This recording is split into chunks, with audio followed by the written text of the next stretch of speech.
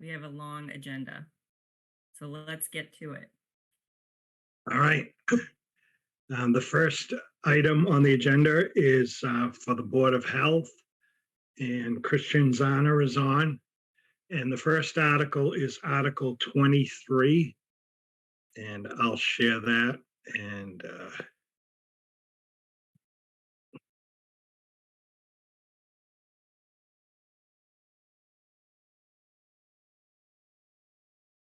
that's not it. Let me find it.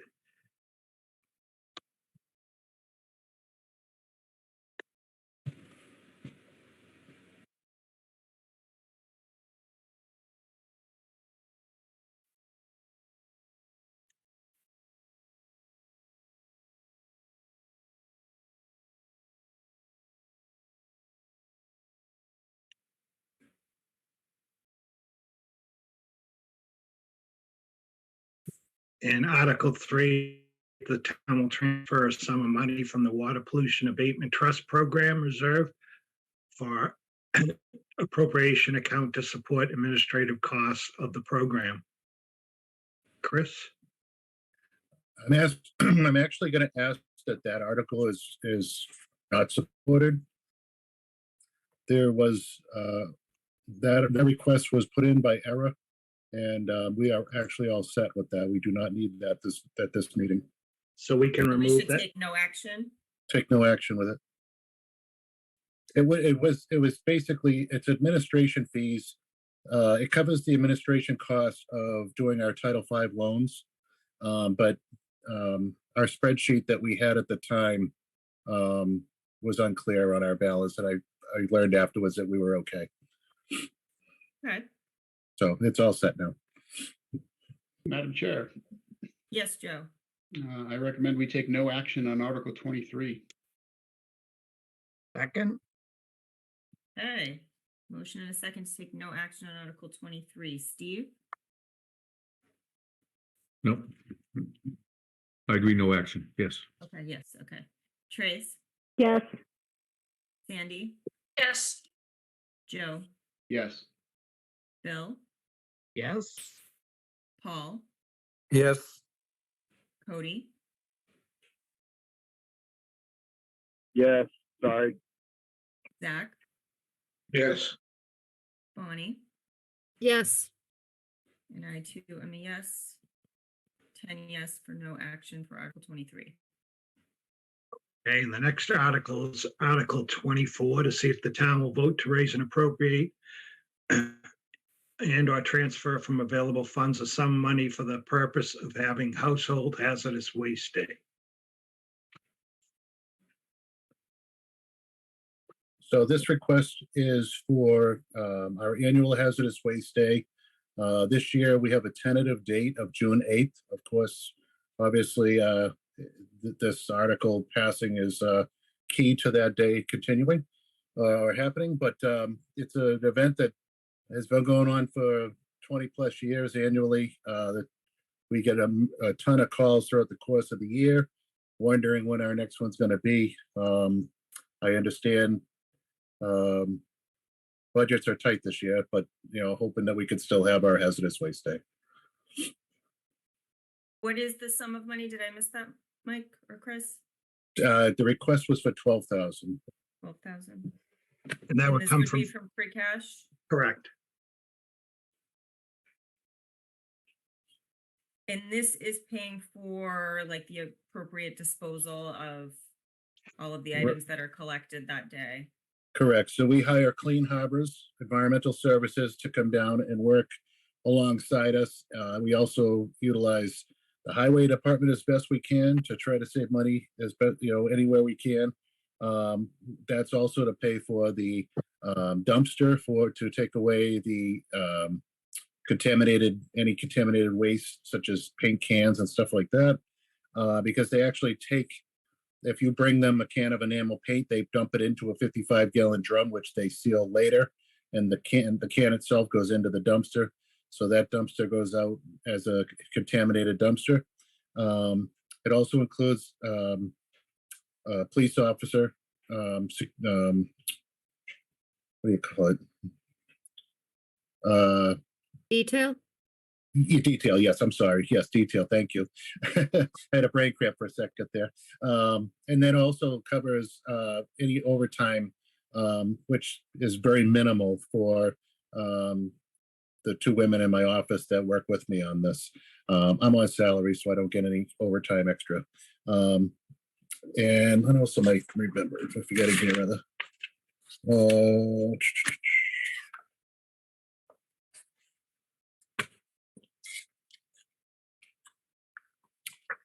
I will say that I asked for a little bit extra this year because their costs every year go up, meaning Clean Harbors.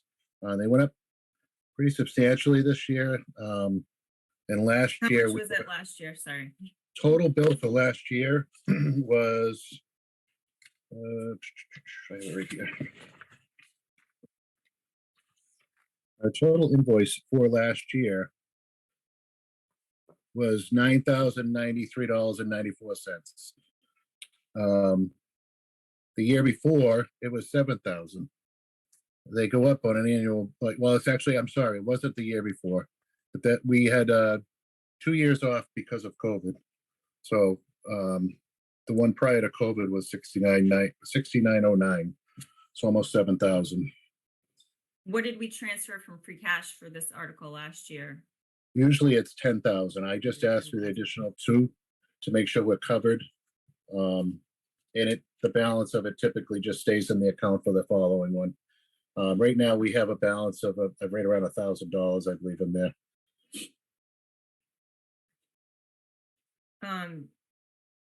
Would we get any kind of like grants or environmental grants from the state or federal government for doing this hazardous waste day? They offered them to me. I have looked annually and I have not found anything. And I spoke to my assistant who's been with the town for 18 years and she's never seen one come through. So no, unfortunately, no. Does anyone have any questions or comments for Chris about Article 24? Yeah, Paula, just quick question, Chris. So when you say the costs go up, do we know what the cost will be, or is it based on what we actually take in? It is based a little bit on what we take in, but I tell them to warn me when we get up to, like last year, I said, when we get close to 9,000, I want a warning. Unfortunately, it's I don't know how many vehicles are going to show up. That's the hard part. Last year we got hit pretty good. We had like 140 cars come through. The downfall of not having this event is this stuff going to get brought to the right place, or is it going to end up in the ground in somebody's backyard because they have no place to take it? And if they don't have this event, they have to pay to get rid of it somewhere else. So, ultimately they're paying here too because this is their tax money. But it's been a great event to make sure that the waste is going where it belongs. As far as this year's difference, so like just an example, the setup fee from last year to this year has gone up $660. So the way they do this is when you come in, they'll judge your car, what you have in your car. They'll say it's either a quarter load, a half load, or a full load. And the way they measure that is 3 gallons, 10 gallons, 25 gallons. They kind of estimate each one. They're usually very fair about it, but each one of those items or categories went up. The quarter load went up $9 a quarter. The half load went up $11. The cost per household full load would go up $18. And so all these little extra charges that they put in here add up as, the more vehicles we have come through, and the more waste that comes through. And then What was the breakdown between details and the overtime versus what actually get paid to Clean Harbors for their processing? so the detail last year, I believe, let me take a look here.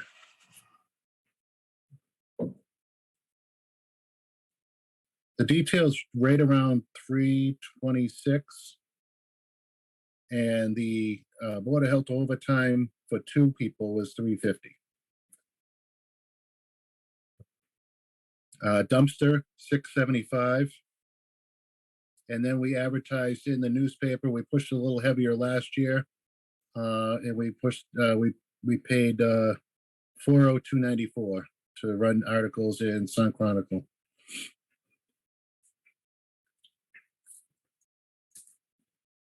So ultimately, Clean Harbors last year was 7166.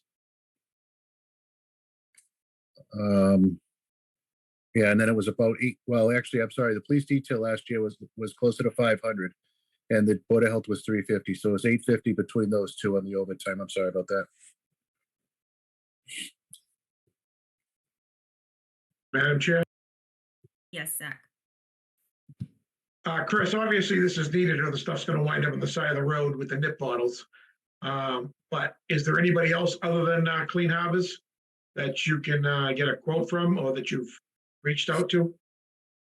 We have, and we tried one year, and it was an absolute disaster.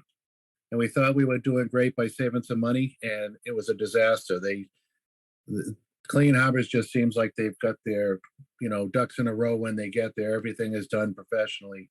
The last one, they had like residential pickup, and I'd have people putting their cans out at the end of the driveway, and they wouldn't show up.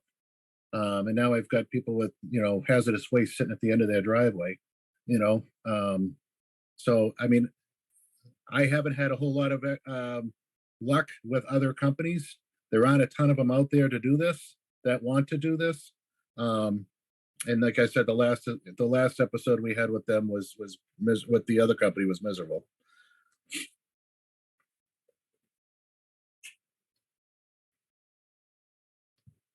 Let's have comments or questions for Chris. Madam Chair, Yeah, Joe.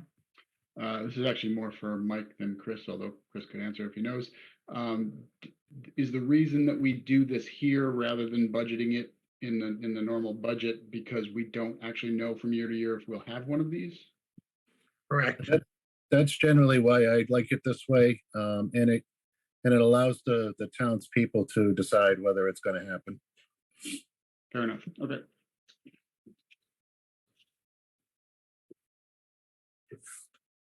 All right, anyone else? Madam Chair. Yes, Cody. Just a question on this. So this is a free, essentially, we're funding it out of free cash every year. But there's no charge to the residents that bring their stuff. So this is different than like the recycling deal where we set up the revolving account and fund that. Like it's a totally different thing. And the Correct. rationale behind this is because this is more important to recycle, and so we're not charging people to do it. I think we'd have less and less people showing up if you charge them. And ultimately, the way I've always felt about it and the way my predecessor always felt about it is you have to give a nice, easy access for disposal for this hazardous waste, or we're going to find it in places we don't want it.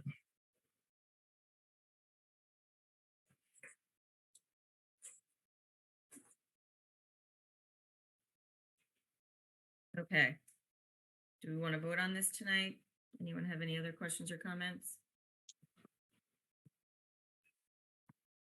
Madam Chair. Madam Chair. Yes, Joe. I make a motion that we recommend Article 24 to transfer from free cash a sum of $12,000 for the purpose of having Household Hazardous Waste Collection Day. Second? Motion and a second. Steve, Yes. Trace, Yes. Sandy, Yes. Joe, Yes. Bill, Yes. Paul, Yes. Cody, Yes. Zach, Yes.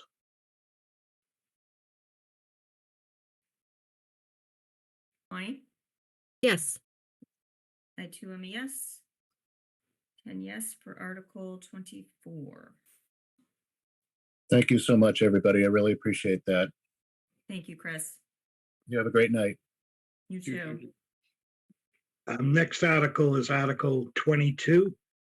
And this article is looking for $3,000 from free cash. And this is so the highway department can dispose of items that are disposed of on the sides of the roads and the cost to get rid of those. I don't know if Jared is on. But so these Mike, are how much was this article last year? How much did we transfer last The- year? the same.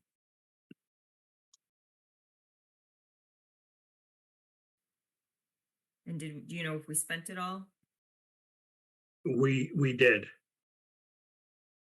The big thing now, obviously, is mattresses that people just throw on the side of the road.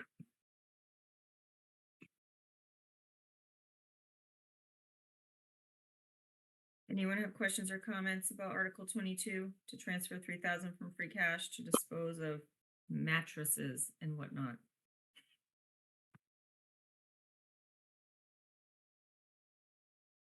Hey, Madam hearing Chair. nothing. Yes, oh, Cody. I know these are peanuts, and at the end of the day, it doesn't matter. I'm still going to raise the issue that this is a reoccurring thing that we keep paying for every year, and it's not being carried in the budget. And we end up using free cash for it every year. I personally would rather see something built into the highway department's budget to cover these things on an annual basis. And if we know that it's going to happen every year, just carry the $3,000 line item in the budget. Yeah, I agree with that, Cody. Mike, do you know how many years in a row now we've had this article in the spring asking for money from free cash? I don't, to be honest with you. It's been several though. Yeah.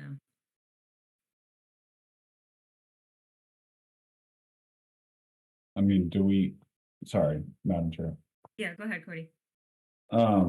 James is on tonight, right? Would he be able to tell us what it would take, like how much of a pain this would be to create a line item in their budget and just one time put this on the annual budget and stop doing this as an article every year? Madam Chair, Yeah, James. that would be easily done. We could add the $3,000 into the highway department as an expense line item. It wouldn't be difficult to do. And to answer the previous question, we first did an article for that purpose in 2021, and we've done it every year since. So the last 3 years or so. Thank you, James.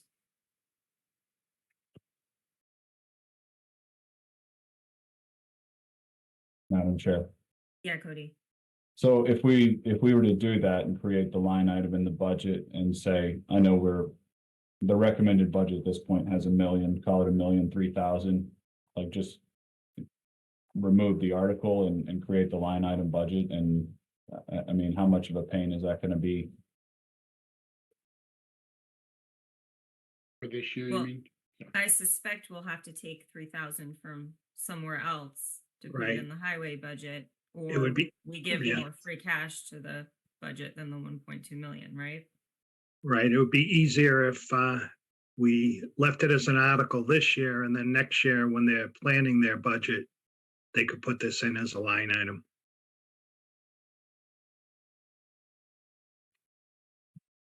How does everyone else feel about that?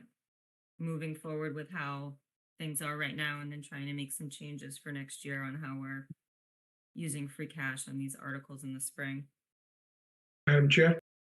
Yeah, Zach. Yeah, I don't have a problem waiting till next year, but I'd add some of these other things, just like the hazardous collection day, if we're gonna do that every year. Put that in Chris's budget, and try to get rid of some of these other articles and the ones we discussed previously. The Madam only Chair. thing I can see with having the articles like Chris mentioned, it's I guess bringing it more on the forefront in front of the townspeople at town meeting, having it an article so they're aware of the hazardous waste day they're aware of it being an issue that people are disposing of things along the roadways. Whereas if it was a line item in their budget, it might not be as much in the forefront in the public when we're discussing it at town meeting. I don't know. Being devil's advocate. Madam Chair. Yes, Cody. Have we put forth a recommendation on the highway budget already? Have we? We have not put any recommendations for any of the budget line items yet. So if that's the Mike case, has. what's stopping creating the line item in the budget, throwing another 3,000 in there and funding it from free cash this year and not kicking the can down the road where it could potentially be forgotten? Again, we're gonna try to set policy on how we're using free cash after this year's town meeting. We can go and when we're going through the budget line items, we can put 3,000 into the highway and take 3,000 from somewhere else from Mike's recommendations. And then vote no action on this. That is an option. But Mike hasn't put forth the recommended budget yet, the total recommend budget. So taking 3,000, like bumping up the free cash recommendation from 1 million to 1,003,000. And building that into the budget this year. Why would that be difficult? So you to think do? we should just take more from free cash for, I mean, we're going budget to anyways. line That's item? that's the whole point of this article is it's pulling from free cash. So what's the difference between just building it into the free cash now and creating the line item as opposed to kicking it down the road and making it next year's problem? I don't know. I don't think it would be a problem next year if we're gonna be trying to do things differently and the departments will know that we're gonna do things differently. Madam Chair? Yeah. I just want to point out that's gonna, impact the percentages that we share out, in terms of the 1% across the board. So we would definitely have to explain why the It's- general government is getting a higher percentage. And it would have to be explained whenever Article 22 is discussed at town meeting. Anyways, if we're recommending no action because we bumped that line item up in the budget, and then next year, instead of creating a new line item budget, it becomes a carryover, the 3,000 year over year. Because right now it's not carried in the budget. It's just a separate article funded from free cash. And so next year it creates a new line item. So one way or another, we have to have this discussion. But next And year there if won't be we're- an article. Right. So if the article's there this year, we take the money from free cash, put it into the recommended budget, recommend no article because we've already allocated the 3,000 from the $1 million and 3,000 from free cash that we're already allocating. I just think it would be cleaner to set it this year. You're building that into the budget, then it's funded, and next year it's talking about, renewing it and why, if we need more than 3,000 next year, why? As opposed to a, line item article every year that gets kind of swept into the free cash discussion. Madam Chair, Yes, Bill. personal opinion, we make too many changes on too many items, you're gonna have a mess at town meeting. I can't wait. People are gonna start thinking, well, look, they found all this money. It's no longer an article, it's in the budget and blah, blah, blah. And if and then if you're trying to do an override, you just blew that up. Yeah, But- I think we agreed on the 1.2 million from free cash, and to me, that's where it stands. If we're gonna put this 3,000 into the highway department's budget, we should take 3,000 from another budget, not provide more free cash. Madam Chair. Yes. Yeah, I agree. I'd rather leave it like it is now. And then when you work on developing how you want next year's budget to proceed, we could put this in the budget if that's the way you want to go. you have it as an article now, leave it as an article, let the people at town meeting decide. If they want it, they'll vote for it. If they don't, they won't. Madam Chair, Yes, Joe.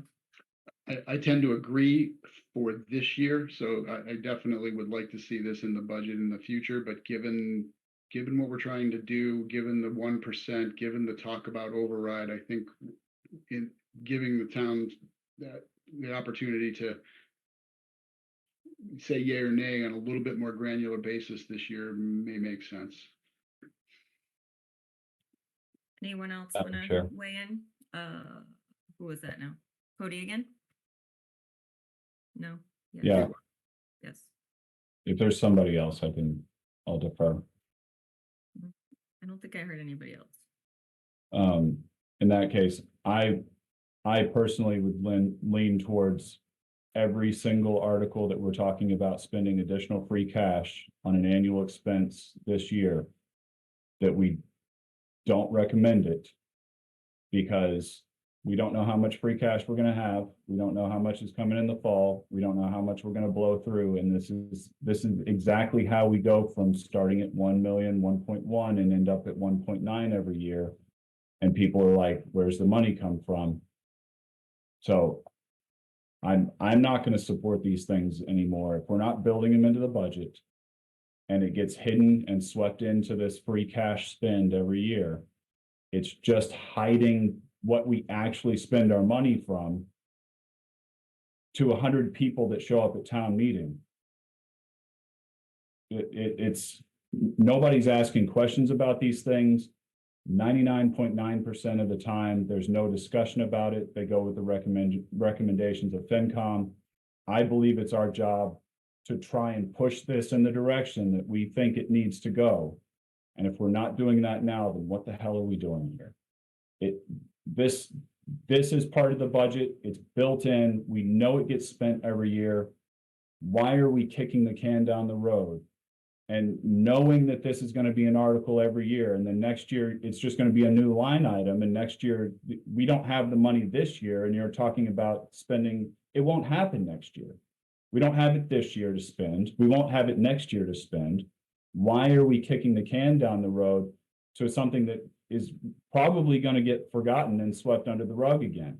But the whole point here is, it is our job to guide the discussion with our recommendations, to ask the questions on behalf of the townspeople, to make the proper recommendations to them. And if we're not going to include line item budgets for things that are on recurring expenses every year, then I'm going to vote no across the board on all of these going forward. We already voted for tree services, 31,000 transfer from free cash. Would you want a revote on that? If I have to call for a revote, I will, but if nobody else is with me, I'm not going to waste everybody's time. I would love to hear from other FinCom members on their thoughts on this Madam Chair? topic. Yes, Bonnie. Yeah, I do agree with Cody on principle. But I do also agree that I think that for this year, we need to lay out and explain, and it is the job of this board, absolutely, but also the three boards, to come together to have an explanation for why we've gotten to this point. And then when we take some time over the summer or post the May meeting to set financial policy, that's when we make a decision like this, which again, I'm saying I agree with. But I think it's going to be very heated and long and confusing for a lot of people at town meeting. So I think we need to limit the number of radical changes. I realize this is $3,000 and the other was 12,000, the other one was 31,000. And of course it all adds up. But I think the average person that comes to town meeting, and honestly, this will be well attended, probably. In the fall, it will be 100 people, probably. And that's the reality, is that most of the time it's 100 people that make a decision about the budget, unless there's something radical happening.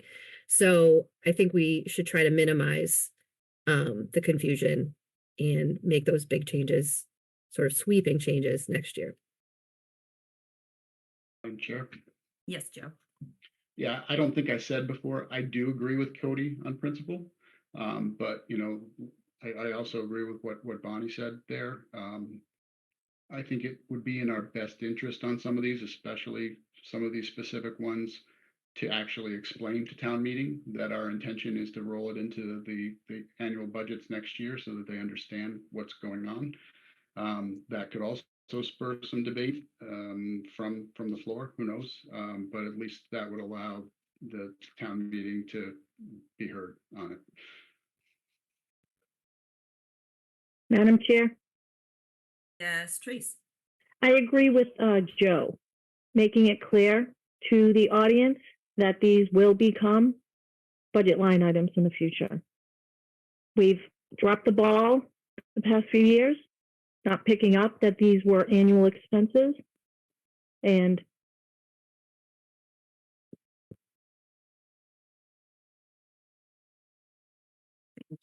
Sure. Cody. I want to put a finer point on this, that these are recurring expenses that are buried within the budget process because they're not in the budget right now. So all of these things, when these articles pass and they get funded from free cash, we do not have the money to fund our town to level services this year. Every one of these articles is level services because we have funded them every year for the past 3 years using this backwards way of doing things. So this will not be in the budget next year as a line item because it will be an increase over the spending because it's not a line item this year. If it's not a line item this year, putting it as a line item next year, we are putting zeros for it because it wasn't in the budget.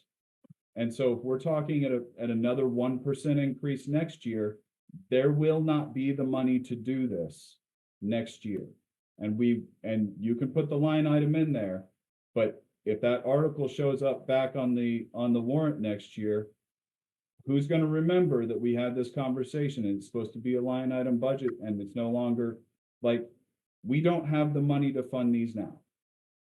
I'm gonna remember, Not Cody, I have the recurring promise. revenue. So Madam Chair? Yes. I Sandy. think to the point of, are we gonna remember, I, as you had said before, we're gonna have a meeting where we talk about just these kinds of things, right? So Yep. that's the whole purpose of that meeting where we're gonna, discuss policy and where these things belong. I also would say that, I understand, I do have an issue with the free cash in general, as everyone else does. I have a bigger issue with the fact that we spend so much in the fall to supplement budgets. I think that is the bigger issue that kind of muddies the waters and creates a budget that's harder to follow. So last year it was what, 3 million at fall town meeting. So that to me is the bigger issue that I would like to tackle. And right now, again, say for this fall, that I'm personally not going to support any added budget supplements from free cash in the fall. I think, if we have that discussion now and make that decision now and build the budget around that, then that's going to be, something that gives fair notice to anything that needs to be changed can be changed now. And again, that's my bigger issue. Madam Chair. Yes, Bonnie. And I say this knowing that you just took over my seat whenever we traded places. However, I do think it would be helpful for someone to explain these things to town meeting so that they understand, because people hear the words free cash and what? I don't even understand what that means, because I know what free means and I know what cash is, and it's neither of those things.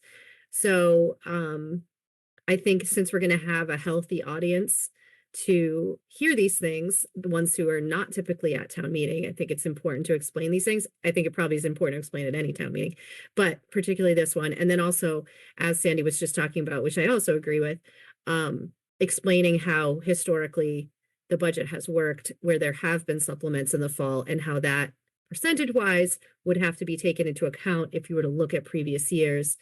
So you can't really compare May to May, you really have to compare May plus October. May plus October for a fiscal year that's straddling, because obviously the budget for May is being set for July 1st.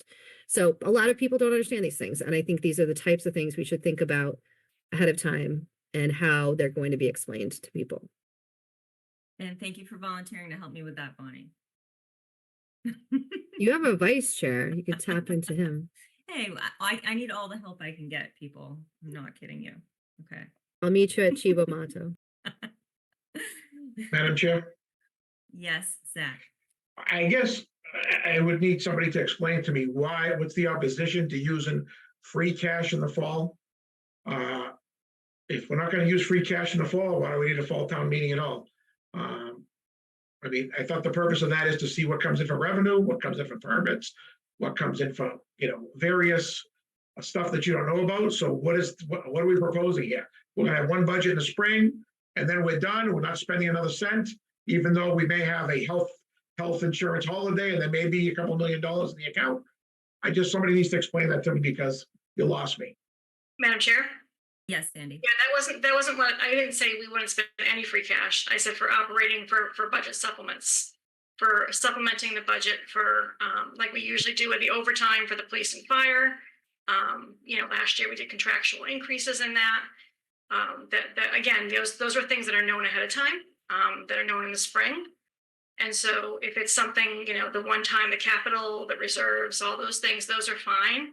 But I have a bigger issue with the ongoing, anything that's going to add to that budget and really distort the percentages. Because if you go back and backfill any of those positions in the fall, now it's not a 1% increase on general government. Now it's a lot more. But Madam Chair, I disagree with the whole notion that we're gonna sit here with percentages. That's not how you run your household budget. You run by priorities. What's the priorities?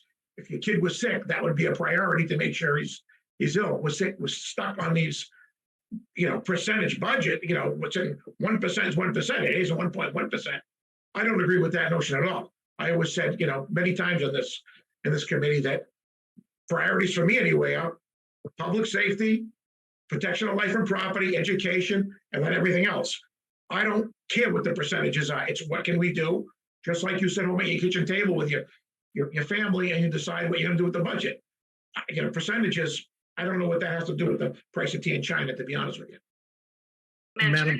Madam Chair, Yes, Sandy. Sandy, you want to respond real quick, and then Mike? Yeah, I was just going to say, Zach, I agree those are the priorities. And right now school is taking a huge hit, right? And so if we go back and level service, police and fire, and don't do the same for schools, which we know we can't, right? And it's not even feasible because they have to make their decisions now. They have to set their budget now. They can't make mid-year hires. So again, that's where everything gets distorted. And when we do push out the percentages as a big way of showing that we're trying to have some sort of, equality towards the different departments. And again, that's very misleading when those numbers completely change. Madam Chair, the only thing I would say to that, Sandy, is schools are 3/4 of the budget. So when there's money, they get 3/4 of the money. When there's not money, they take 3/4 of the cut. That's just, when you're 3/4 of the budget, they're always going to be the largest number, either way, plus or minus. So, Well, that's going back to percentages, Zach, right? That's how the percentages factor in. So that's, I think, why they're important. Mike, you had something. I was just going to say, obviously, this is a discussion that you'll have to have this summer. But historically, the way everything operated was the finance committee wanted to see that the schools got as much money as they could in May. So it was designed that we underfunded town budgets in May, so the schools could start the year in September with more money. And then in the fall, if there was money available, some of that overtime and things like that would be added back to the town budget. And the schools never came back for money until Joe Bietta was here. And then it was every year. Last year was the first year since he came here, I think, that they didn't come back in the fall for money. So I just want to make it clear, it wasn't, it's not just the town that was getting money in the fall. Madam Chair? Yes, Sandy. Yeah, I appreciate that, Mike, and I think, you know, that seems to have stopped and again, I don't have an issue if right now the schools were getting a little bit more with the idea that the town would offset that in the fall. I don't see that's what's happening right now necessarily. I think, you know, there's a lot of hits going all the way around. Madam Chair, Yes, Paul. I just, for the life of me, can't get over the fact that last year the schools were looking at almost 10%. This year they want almost 13. It's just not a sustainable model. I mean, they've got to come up with some other way to rein that in, other than just coming back for more. It's a crazy budget, and I don't know what the answer is, but it's just a crazy ask for the schools. You know, we trying to last year asked them to come back with a 3 or 4% budget, and they didn't. Came back at almost 10. So.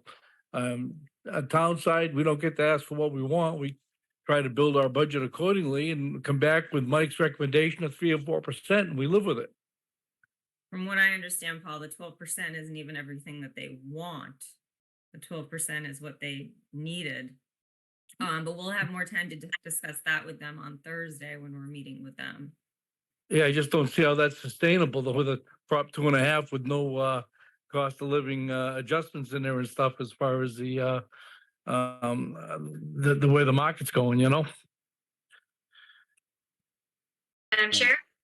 Sandy. I understand that schools are the biggest budget, and therefore that's the one we see the most. But I also think, you know, we're looking at fire and police also are way above what you're saying, Paul. You know, 8% was the request for fire. I think one of them got 9% last year. So it's not just the schools whose costs are going up. I think, you know, all of our budgets are. It's just the one that we see the most. Well, fire this year was because we lost the Safer Grant, which was a 3-year program to bring in some new help. So yeah, it was a 1-year anomaly this year, but. Madam Chair, Yes, Zach. I'll save my comments for Thursday night, but the only thing I will say tonight is if we can't have cost controls within the town budgets, school, all of the above, and we see the budgets that we're seeing today, 7, 8, 9, 10, 12%. An override is nothing more than a big Band-Aid that gets you through another year. Because if you keep coming back with 12% plus whatever, 8%, when you have 3%, you know, 2.5 plus growth, call it 3%. It's just another Band-Aid and it doesn't resolve the problem.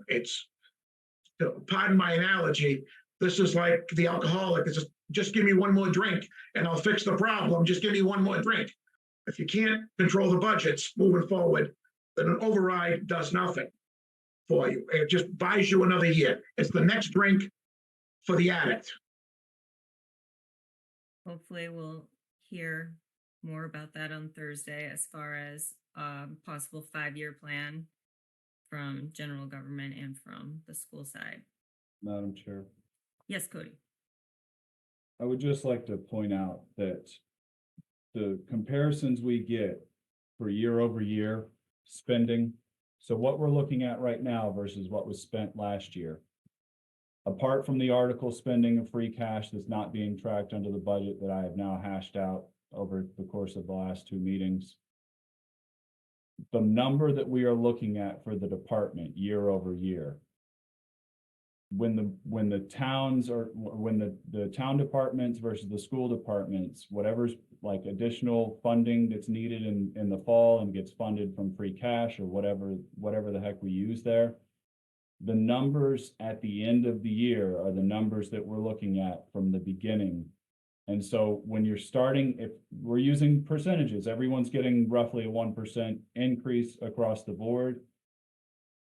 The challenge with the schools there is if the schools are not asking for additional money in the falls, in the fall town meeting, but police and fire and highway and everybody else is, then really the other town departments are getting more than a 1% increase year over year. And then when we look at it next year, we act like it's a level service or like it's a level increase and everybody's getting 1%, or everybody's getting 3% or whatever it is, except it's a fake number because you're not comparing what was done in May of last year. You're comparing it May and fall. And that number is always going to skew more towards the town departments whenever we're using that money in the fall for the town. So I don't have a problem with historically Baeta getting his cut of the fall town money along with all the other departments. If we're now saying we don't want any departments to get any of the recurring expenses in the fall, which I don't think we should be using non-recurring revenues for recurring expenses. If we are funding those things in the fall and they are more skewed towards fire and police and highway and everybody else other than schools, then you're starting at a position where next year, when we're having this discussion, those departments are actually better off than the 1% that the schools were stuck with. Because they can make midterm, to Sandy's point, that you can't hire teachers midterm, you can't hire admin midterm, you can't add programs midterm. Once the school budget has been set, they have to set it for the entire year and live with it. Versus fire and police and everyone else, they can add positions. That we have done it in the past. We've added positions in the fall. So they end up starting at a better position than the schools do, and the schools are hamstrung because of that. And then it compounds. So year over year, the spending at the other departments that do get that fall town meeting money, they're that much farther ahead. So their 1% next year is that much farther ahead based on whatever they got in the fall. So that's why all of these things have to be built into the budget. And we should not be using fall town meeting to increase people's budget spending. It should be used for one-off weird things that weren't expected. Build in the budget what you expect to be in the budget. Fall town meeting is a catch-up for things that were unforeseen or to use towards special needs or whatever it may be. But the numbers are the numbers here. And whenever you're hamstringing one department at the, for the sake of others, it's not a fair comparison to say, well, they get more, and so we make up for it in the fall. Well, if you're making up for it in the fall, then you should have built it in the spring whenever we're having these discussions. Madam Chair. Well, Mike? go ahead, Steve. So I just, just one thing to that is we've seen the schools add positions during the year and it's built into their budget. They call that new money or free money or however they do it. They budget a little bit more, but they do add programs during the year. I just want to point out, if I understand what we're doing here tonight, these conversations sound like this was going to be for Thursday. I don't know if we want to wait on Article 22 to even vote on it at this point until we have Thursday's meeting. But I think we've pushed our conversation regarding the article to the Thursday night meeting at this point. So. Yes, I agree that our discussion that we're having right now could definitely be had on Thursday as well. But just a point on, as far as building things into the budget that could be unexpected, when you're comparing, fire department, police department overtime that is not built into the budget for the spring and supplemented in the fall. The schools I know are having to put in contingency money for those unexpected out of district tuition costs that go up throughout the year after September, that we definitely saw. Every single joint meeting we had with them, that number was increasing and they were having to deal with that. So I know that they were building that into their budget this year. Madam Chair. Go ahead, Mike. I don't want to keep this going, but just one quick thing to, this is a unique year because we're going 1%. And to talk about what Cody was just talking about, in the spring in the past, what happened was the schools were getting a higher percentage in the spring because, as I said before, we wanted to fund them so that they could get started in September. And then in the fall, the percentage was brought up for the town. It wasn't like we started in May with 3% for school, 3% for town, and then in October, we went sky high with the town. It was, the town started out lower, knowing that in the fall, we were gonna add money. That's just past history, and we can talk about that later. Madam Chair? Yes, Sandy. I just want to point out, and again, I appreciate that, and I look at the percentages, right? That's to me, one of the ways I kind of see percentage increases from year to year. That to me is a big factor, and I guess I'm just looking for an easier way, right, than these numbers kind of constantly changing. In the spring, we were looking at a 1.9% for general government and 4% for schools. So to Mike's point, we were giving a lot more to schools.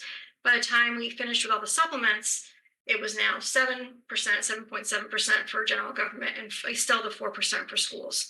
And I realize that some of that's going to be turned back. So I understand all of that's going to get factored in as well. The general government tends to turn back money, whereas the schools don't. But again, it just makes it it muddies the waters, right? It makes it really hard to kind of follow and track where the percentages are as they're constantly changing. Again, we look at the increase in budgets and we say, well, how can schools ask for, the 12%? And we don't, last year, again, 9% for fire. This was fiscal year 24, not the current year. And then 7% for the police. So again, the contract increases are what they are. We both have the types of contracts where you get increases for steps and lanes, for years of service, and for all that. The schools, we see that number because it's a bigger impact, but this is not just a schools issue where the costs are going up. It's a townwide issue.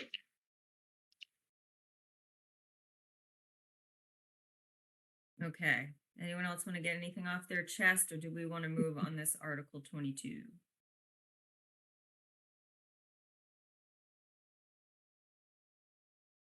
Okay. Well, Madam Chair, yes, Joe.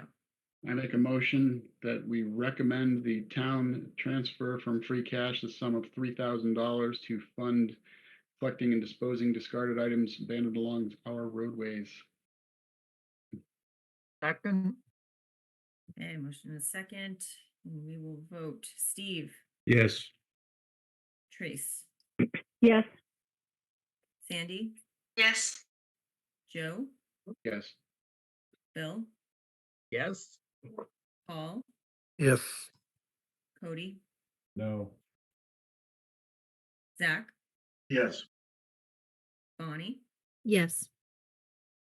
Yes, 9 yes, 1 no for Article 22. If we can take Article 21 next. The police chief is on, but he's about to board a plane at 8 o'clock. Oh, yes, definitely. What was that article number? 21. Article 21 is withdrawal from civil service. This is something that was negotiated with the police department, and we have a two-step process, a town meeting article, and also it's on the ballot in April for both fire and police to leave civil service. And if the chief has not boarded his plane yet and he's still on. Good evening, everyone. Can you hear me all right? Yes, hi, Yeah. Chief Clark. Hi there. So we've been talking about this for about 6 years, to be honest with you. We've been in civil service since March of 1958. There's been 2 attempts to get out. One was in 1975 and another in 97 or 98. Both were failed attempts. Obviously, with the recruiting and retention issues that are going on, not really alone with the police, but with the fire. We always thought that the best course of action would be to discuss this with the unions. We've been discussing it with unions. We came up with 2 policies: a recruitment and retention policy and a promotional policy. And we think that getting out of civil service will get us better candidates and keep us in the game a little better. All right, thank you. Anyone have questions or comments for Chief Madam Clark? Chair. Yes, Bonnie. Chief Clark, did we talk about this in the fall as well? So this was on in the fall for the fire department, but we just started both the patrolman and the superior officers just finalized their contracts around that time, so we weren't really ready to move on it. You're supposed to get out the way you went in, and we got in by an election. I wasn't sure that we had to do this part. I really don't know what happens if at the election we get out and at town meeting we don't. I don't know what's going to happen there, but I don't believe there'll be I believe this will be revenue neutral article getting out of civil service. Most of the costs will be absorbed by those people taking exams, so there'd be very minimal, if at all, costs associated to the department. Great, thank you. Chief Clark, do you know why it failed in 75 and 98? In 75, it was brought together by a few special police officers that wanted to get out of civil service so they could stay as special police officers and police officers. In 97, 98, I truly believe that it was a top-down approach and there was no bargaining and no input from the officers. Okay, I hope you are not sitting next to that baby on the plane. I know. Anyone else have questions or comments for Chief Clark on Article 21? Okay. I just found an article that I have in my collection that the Norton Police supported the civil service back in the fall of 1997 town meeting. Thanks, Peter. All right, not hearing any other questions or comments. I will entertain a Chair? motion to Joe, yes. I make a motion that we recommend Article 21 to vote to revoke the acceptance of civil service laws for the town of Norton Police Department for all ranks. Second, Okay, motion and a second. Steve, Yes. Trace, Yes. Yes. Joe, Yes.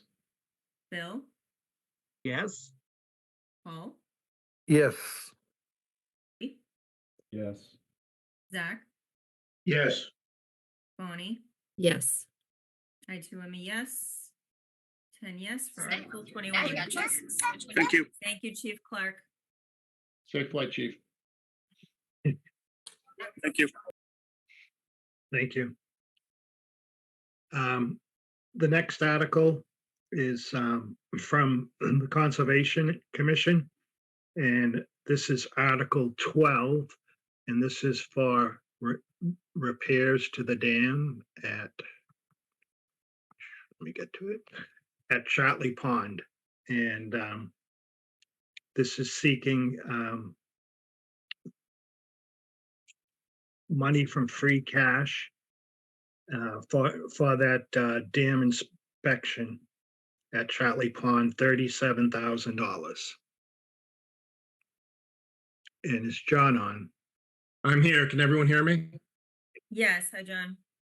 How are you? Good, how are you? So just to kind of give everybody a sense, I'll probably just lump all these in together. As you may not be aware or may be aware, the town currently manages two high hazard dams identified by the state. Those are the Chartley and Norton Reservoir dams.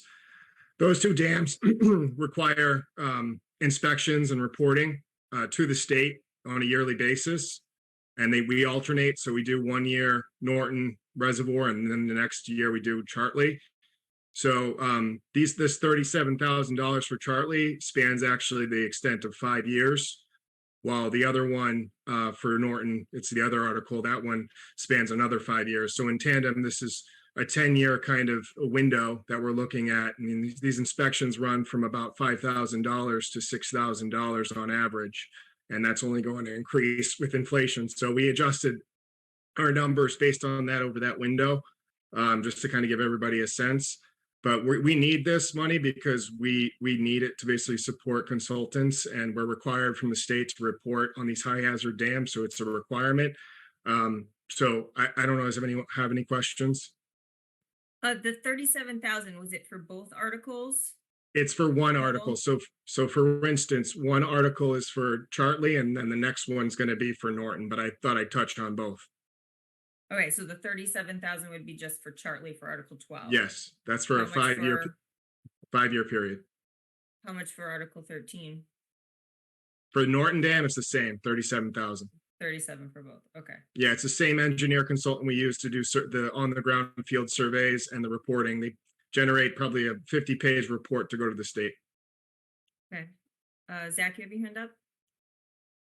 Yes, I hope this doesn't become another hour-long debate on this, but same questions, copy and paste that we had for the assessors.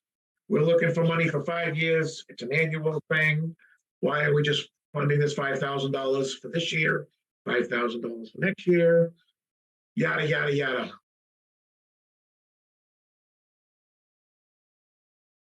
So John, just to explain gonna Zach's say, John question, so probably would So- it be, would So it be ju- 37,000 for 5 years? You have to pay the 37,000 up front now? Is that why we're asking for it in the lump sum now? Or Well, is it something that we I'm could asking pay for, yeah, annual? sorry.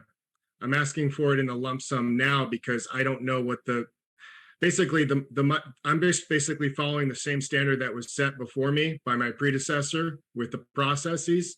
So I'm just following the same standards. Obviously, I started 2.5 years ago and I was waiting to get the reports from 2022 and 2023 for both the Norton and Chartley dams to get a better sense as to kind of what the current status of them, because I didn't know, what the current status of them was. So I'm just following the same procedures that were set before me. But if there's a new way that the town wants to, work towards, I guess, setting up this procedure, I'm all for it. But I'm just following kind of the procedure that was set in front of me. So, moving forward, I mean, if the town feels that it's necessary to go a different route or a different kind of methodology, I'm okay with that.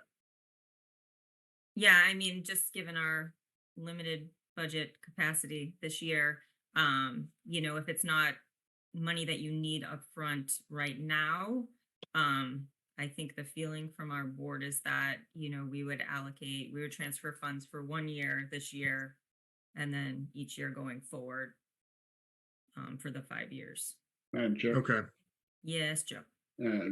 I would say I agree with everything you said, unless there's some savings built into doing so, right? Like if we get a discount for paying 5 years in advance or something like that, then that's potentially a different story than doing it on a year-by-year basis. But if it's just no savings and just trying to kind of bank the money, I think this board is kind of leaning towards annual requests. Yes, can we buy 5 and get 1 free? I can ask, obviously. I don't know if that's something that they'd be willing to do, but I can find out more. You say your next meeting's Thursday. I mean, I can definitely find out to see if they're willing to do something like that. That'd be great. Any other questions or comments for Yes, John? one more, Madam Chair. Yes, go ahead. John, can you explain to us what a high hazard dam means? So it is a dam that is prone to flood potential and risk. So for instance, if it were to breach, it would cause a lot of drastic destruction and impacts to the downstream and upstream residents.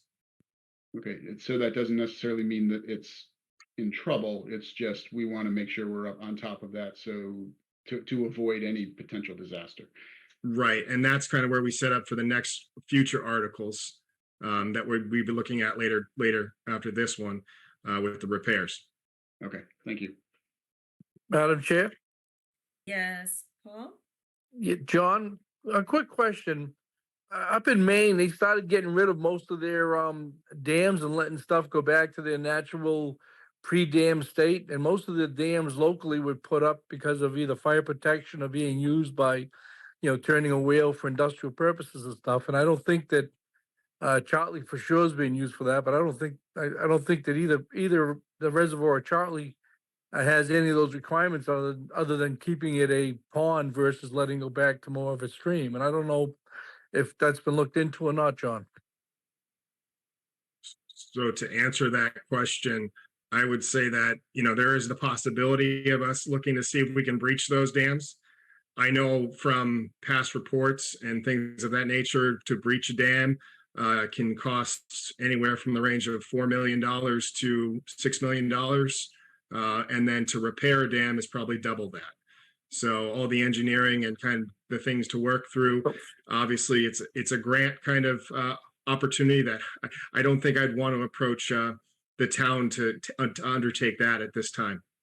All right, I know that Chartley was drained not too many years ago, even, John, so I don't know why it was drained, but it was drained in a not too distant past. I'm just not sure, letting the water out slowly downstream and call it a day, whether or not that's a possibility or not, or whether we just got to keep maintaining.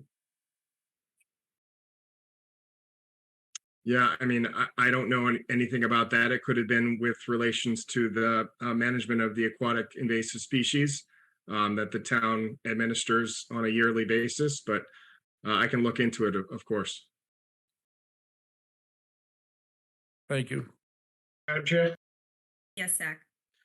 John, who manages these other dams? For example, you saw I'm sure you're aware of the situation down at Barrowsville. Oh, yes. Dam. There's a dam there. I don't know who owns it. And then, up the road, the residents are underwater. Who's responsible for all that? That's a good question. Depends on who you ask, because the state says that the town owns the dam, but I know that our legal team has refuted that claim. And Mike Units can probably attest to this because he was here during that whole, legal kind of arrangement that we've had. But what I will say is that there is an entity that owns the old Tweed building that is responsible for management of the dam. And I'm gonna basically leave it with that.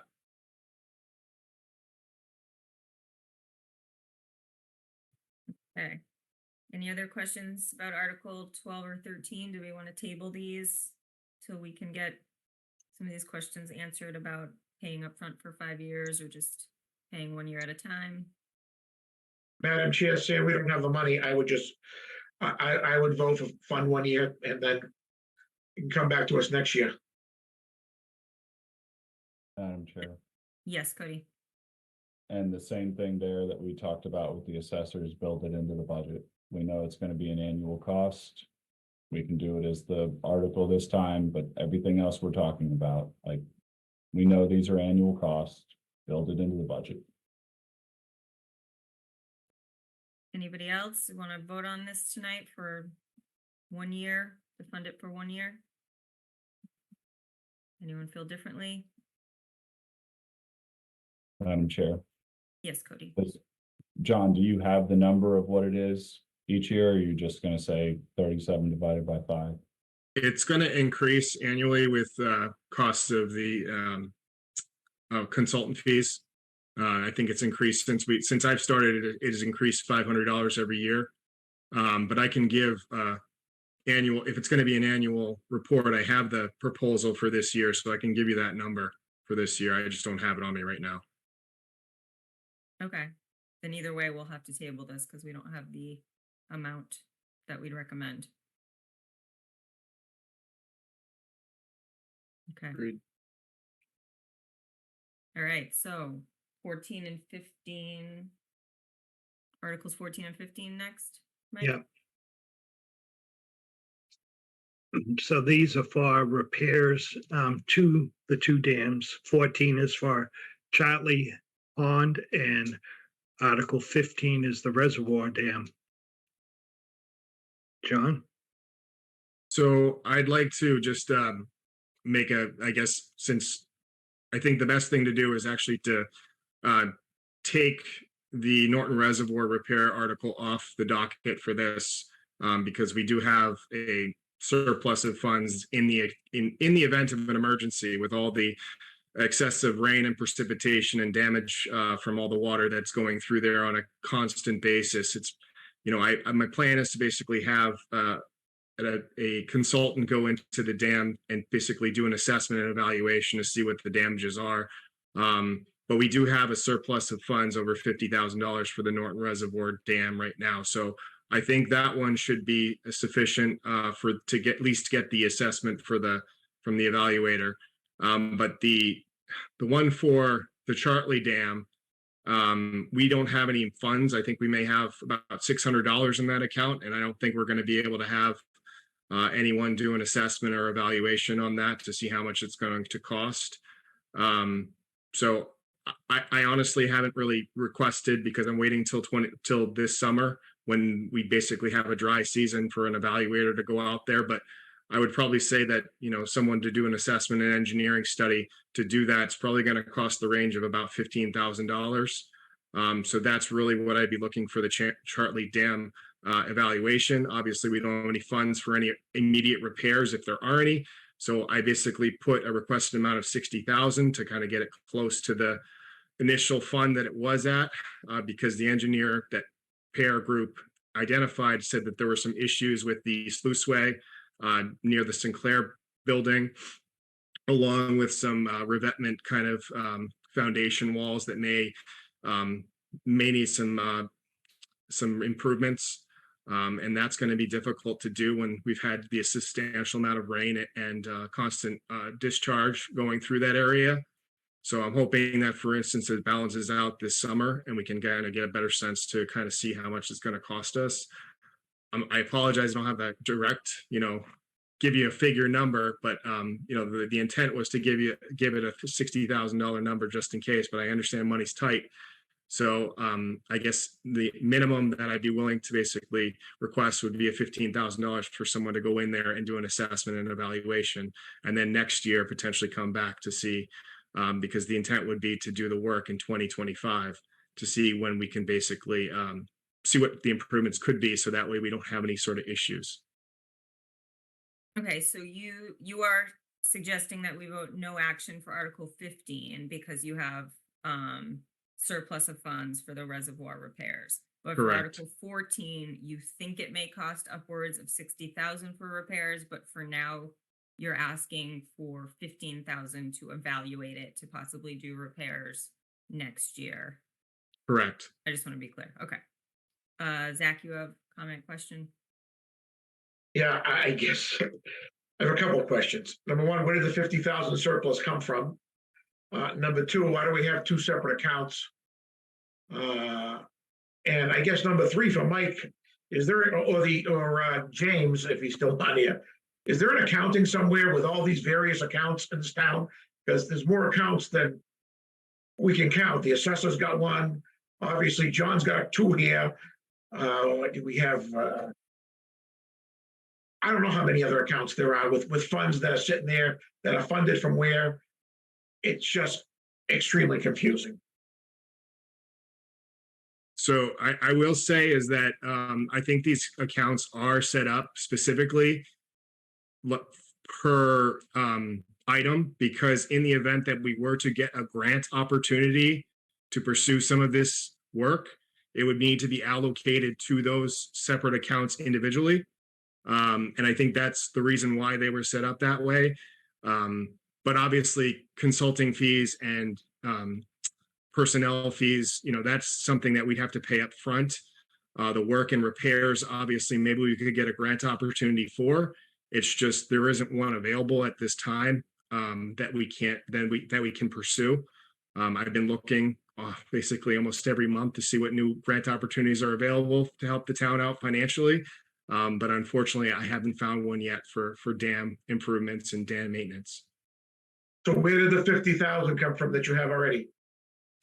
Honestly, I think it was before my time, but I believe it was under the pretense of Jennifer Carlino, my predecessor, who positioned it towards the town for repairs and maintenance to Norton Reservoir in the case of an emergency, similar to what I'm requesting as well.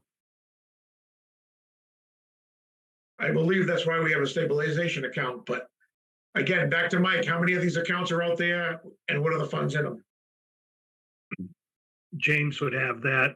So as John said, these accounts can't be spent on anything else but what they're approved for. The money will stay in those accounts until, if there's no purpose for them, if a project's finished or there's no need for them, then James would have them certified as free cash. Can you have James sends the committee a list of accounts and what's in them? Sure. Madam Chair, Yes, James. the Chartley Dam repairs was funded out of the capital improvement account. And there's a balance of 44,649 there. That was Article 15 of May 2017. Any article that is voted at town meeting has to be set up separately. And one of the advantages of setting up an article is that the funds can be used for the purpose that it was voted for without having to worry about the June 30th deadline that applies to the regular budget. A lot of these items that have to do with the dam repairs and they're not really operating. I don't think they are operating expenses. They're more like capital. And that's one of the reasons why they are set up as articles. Some of them, I do agree that they probably could be better in the regular budget rather than listed as an article. Madam Chair. Yeah, Zach. So James, how much unspent money that has been appropriated, I guess we're going back to 17 now, excuse me, sits in the capital fund that has been appropriated, voted on, and not spent? Are you asking for the whole town or just for the conservation department or? Well, I'm curious of the whole town.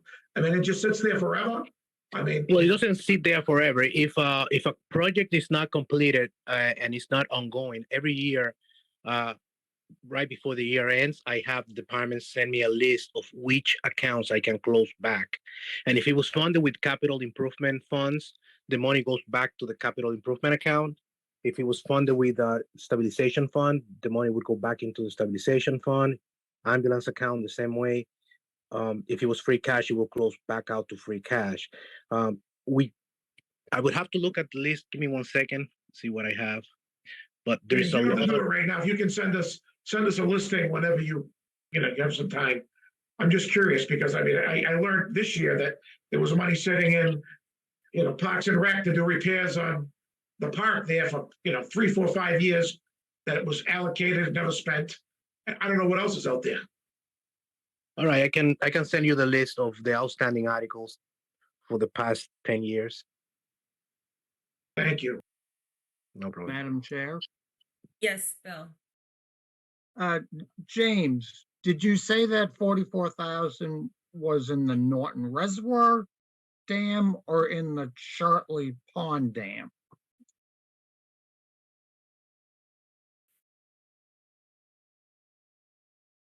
Give me 1 second. It says Chartley Dam repairs.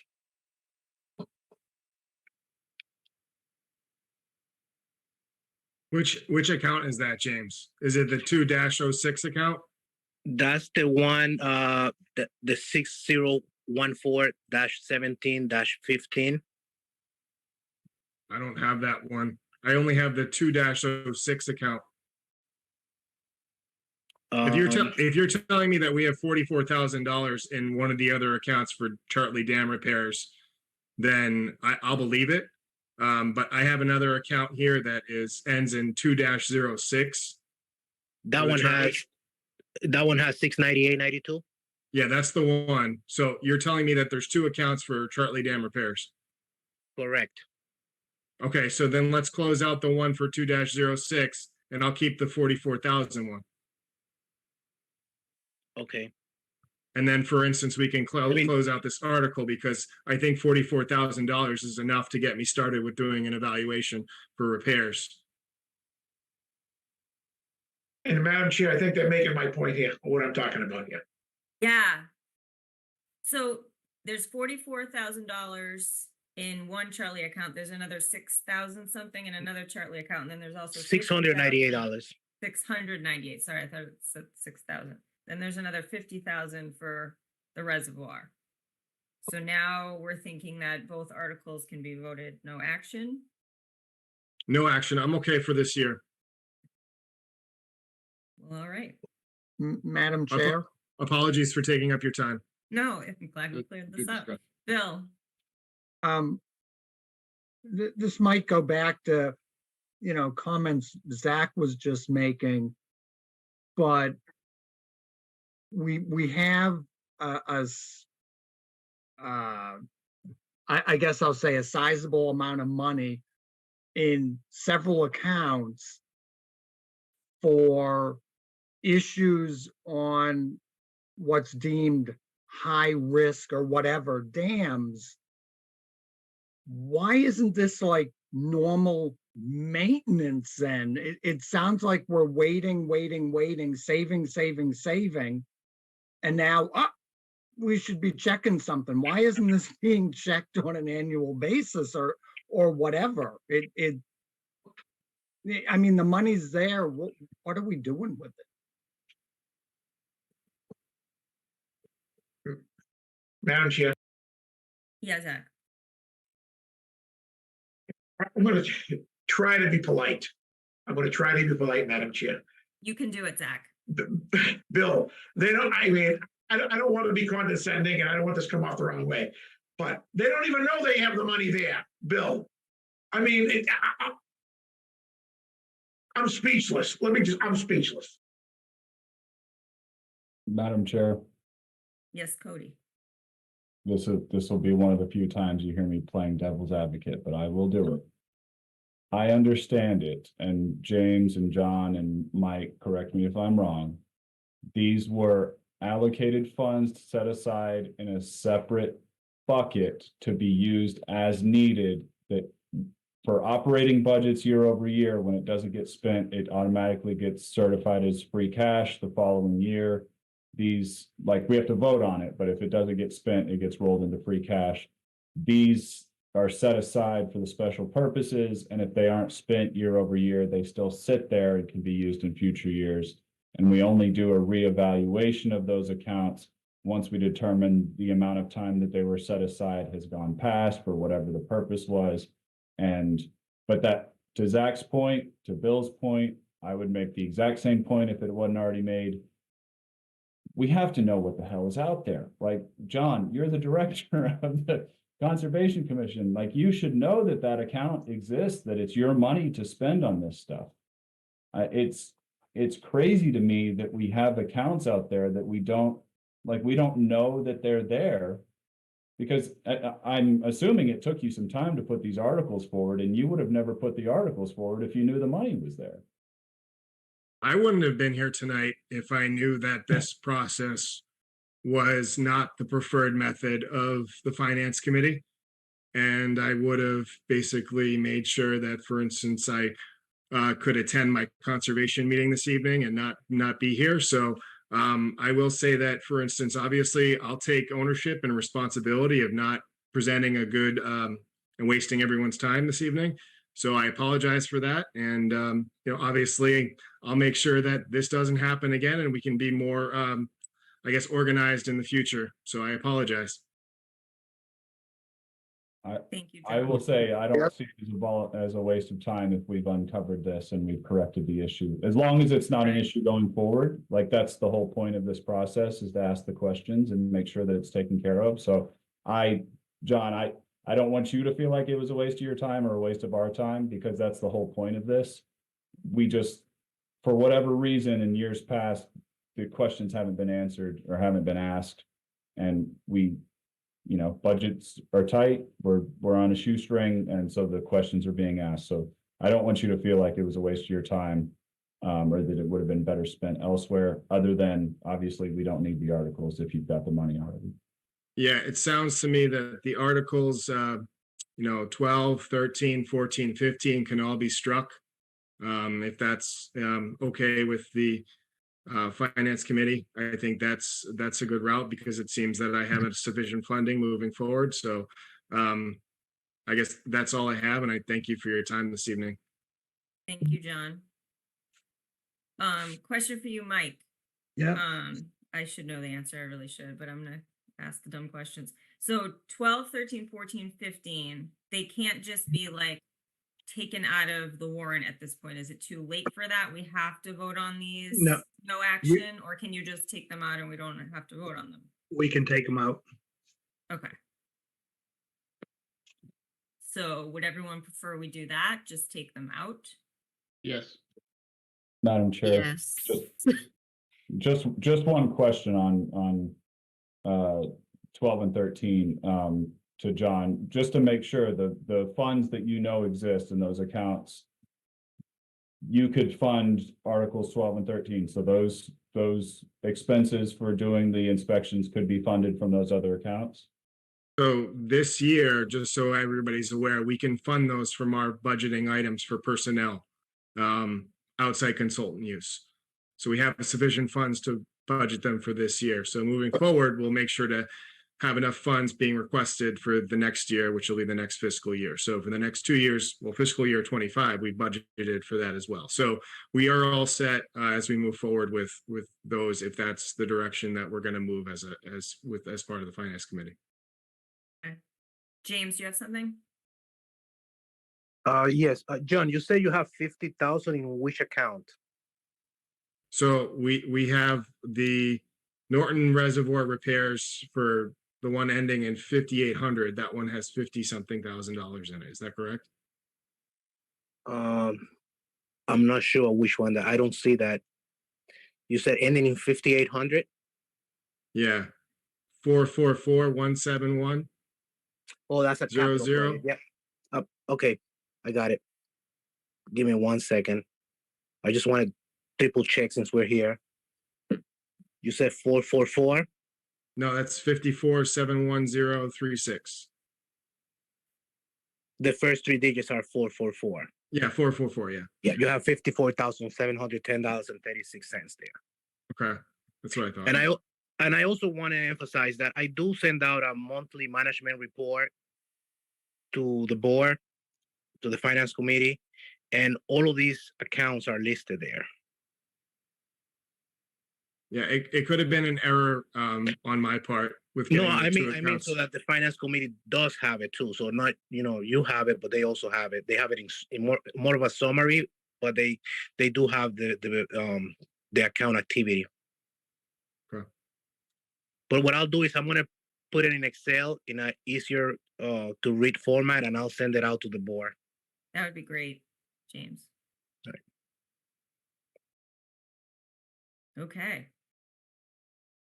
All right. Thank you so much, John. I really All right. appreciate you. Like I taking said, I the apologize time. to everybody this evening. Don't apologize. I think All good. that this was well worth our time. All right. Thank you, everybody. Thanks, John. Good night. Thank you. Madam Chair, Yes, Mike. is anyone on from the Public Safety Committee? And I know the chief isn't on anymore. So if we could skip the established townwide speed limits.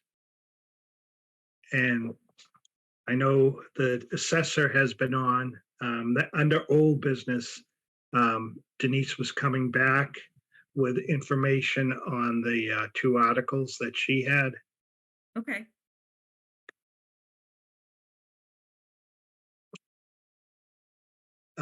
The first article, Article 16, this is for the 3-year cyclical re-inspection program. And if you remember when Denise was on before, there was a question about funding this fully and what funds were remaining in the accounts for Article 16 and 17. So I know that Denise and James have met on this, and Denise?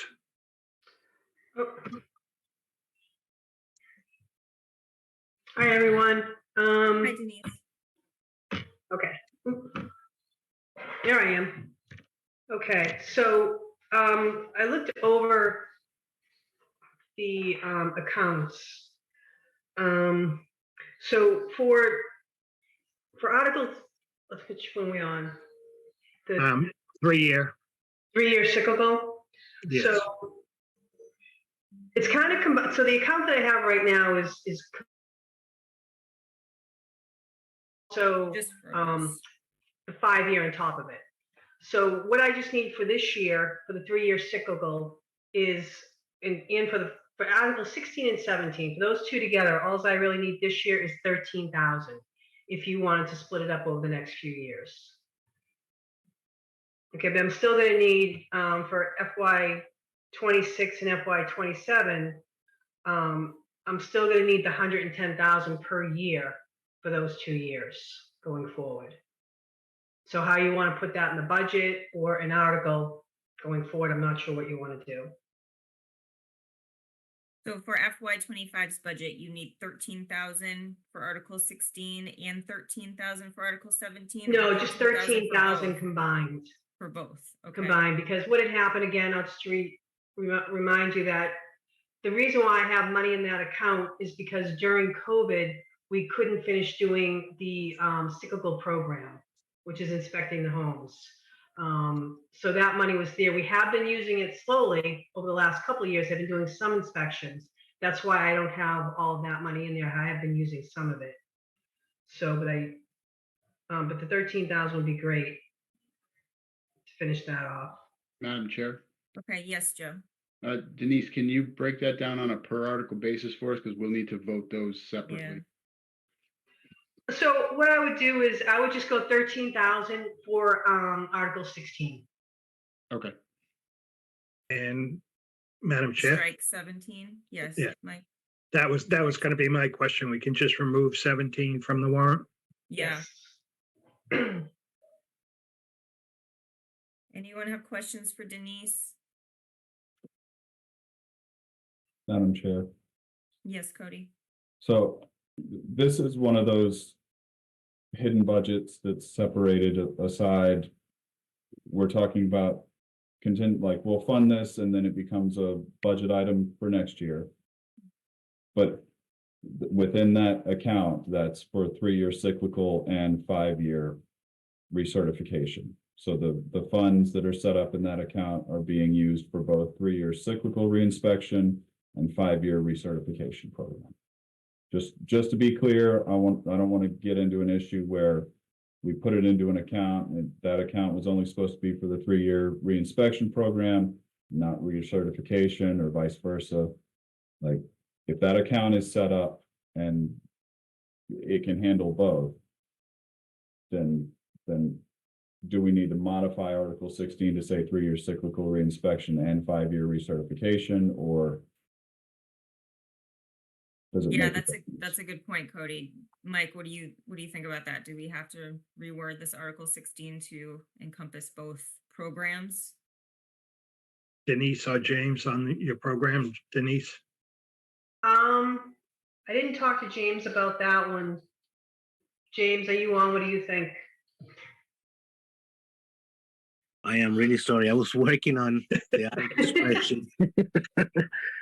What was the question? So that account with the 97,000 in it, I don't have it in front of me. Can we combine the 3-year cyclical with the 5-year recertification? It can be done through a town meeting vote. It would have to be voted at town meeting to combine the funds. Madam Chair, Yes, Cody. I think I'm hearing that they are two separate accounts and they are not combinable. So it sounds like we're gonna have to transfer a certain amount of money for 16 and then a certain amount of money for 17 and not strike 17. Correct, Mike, James? The other one only has $706 in it. Is that the one you're talking about? Well, James, when you were working, Denise had said that she has money remaining in the account. So all she needs is 13,000 for the 3-year cyclical reinspection program. And we were going to remove Article 17, the 5-year recertification program. Okay, because the 97,000 is under the 5-year certification already. Okay. It was voted at the October special town meeting in April of 2018. And that 97,000 would not be able to be used for the 3-year cyclical reinspection program? I would let it go. I would let it go through. Yeah, it's almost the same thing. So They then don't we do the could- 3-year anymore. That the state changed the guidelines, so it's every 5 years now. So I will allow it. Yeah.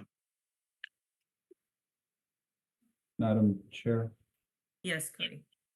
this is getting really convoluted in my head. So I'm gonna start Yeah. voting. So I think I'm sorry. I think where the confusion is that we have a 3-year contract.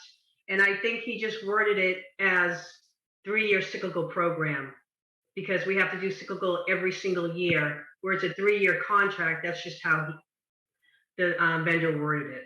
So I think that's where the confusion is.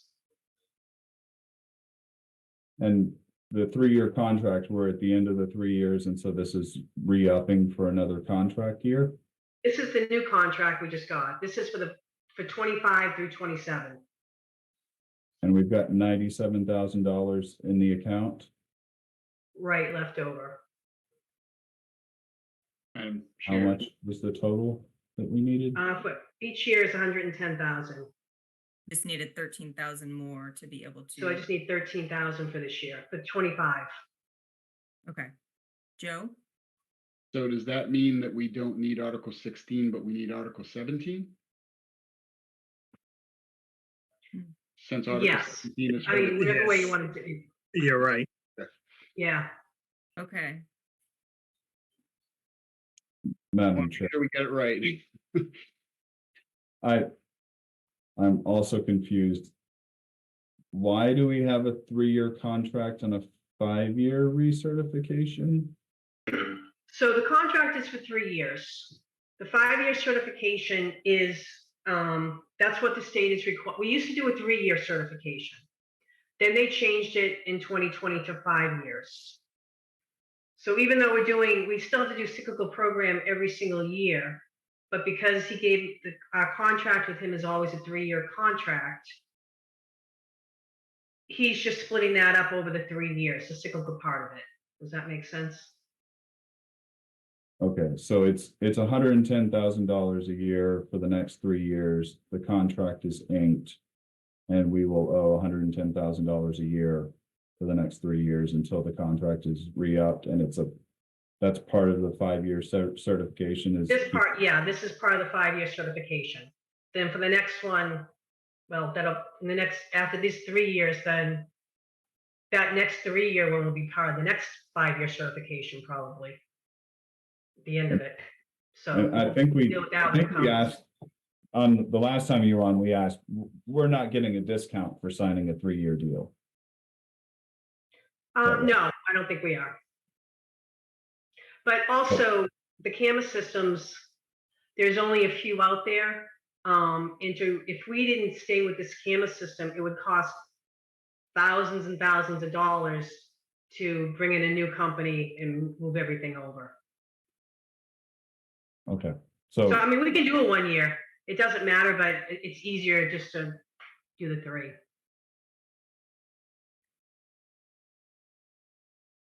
Okay, and so just the last point I want to ask James. So if we take 13,000 and stick it in this account and it's funded to 110,000, and next year we build in the line item into the budget like we've asked, so that we're accounting for this recurring expense year over year in the budget process.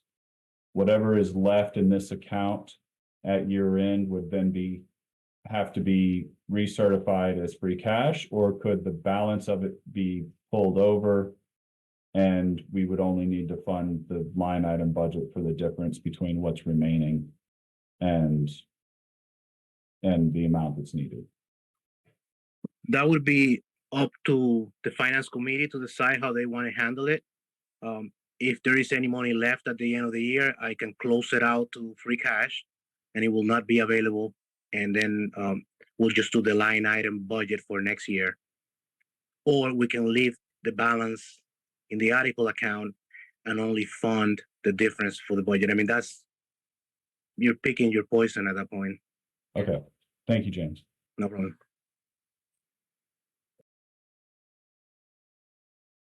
Okay, so the process is we are striking 16 and recommending 17 with a transfer of 13,000 from free cash.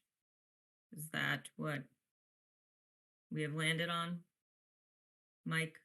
That's it. Yep. Okay. And Chair. Yes, Joe. I make a motion that we recommend that we move, transfer from free cash the sum of $13,000 for the fiscal year 2025 5-year recertification program. Second, Motion in a second. Steve, Yes. Grace, Yes. Sandy, Yes. Joe, Yes. Bill, yes. Paul, Yes. Cody, Yes. Zach, Yes. Bonnie. Yes. I too am a yes. 10 yes for Article 17. Okay, thank you, Denise. Thank you, everyone. Have a Have a good good night. night. Thanks, Denise. Thank you. All right. So let me share my screen again.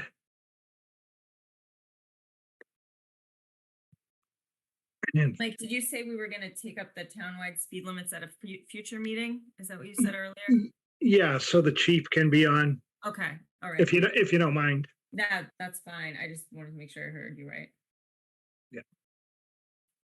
Mike, what article number is that? That is Article 18. But it'll change now that we're Yeah, but I can go back to the Yeah. warrant that I had and it'll be. okay. Madam Chair, Yes, Cody. I know he's not on here to talk about it, but can I ask, what's the point of setting a speed limit when we have no traffic enforcement officers on duty ever? It never, it's like, why? I think we'll ask the chief when we get I mean, started. we could save the chief a lot of time coming in here and talking to us about an article that's unenforceable because we don't have anybody on the road to enforce it. I'd like to hear from the chief myself before we Okay. would vote on something like this personally. Madam Chair, Yes, Zach. I'll just comment on this because if you have the meeting, if he's here next week and I'm not here. This has already gone to town meeting. It's already been debated. It was already rejected for even part of the reasons Cody discussed. So I'm not sure why we're bringing it back. It's like double jeopardy. It's a complete, in my view, wasted article that's completely unenforceable. And I'm not even sure why it's coming back, but in abstention, my vote would be no next week. Okay.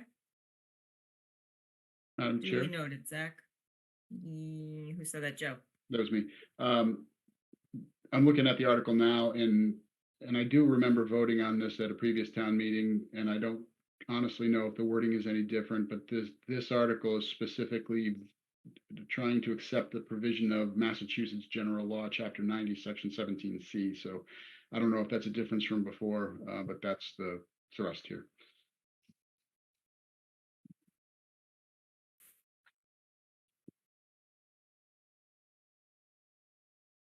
Anyone else on Article 18? Does anyone else feel they want to vote on this tonight based on I'd rather wait. everything said? Yeah, I'd rather wait, but if the majority does not want to wait, And we'll get someone from traffic safety on. yeah, that For would that. be great.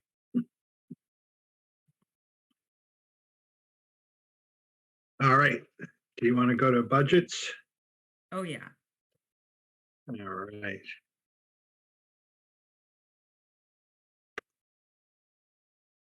Trying to get there all night. Oh, yeah. Uh-huh. Totally. So the next budget up is the select board. And for the select board office, there's one staff person. And we have some part-time wages to fill in when the staff person's out. And then the expenses,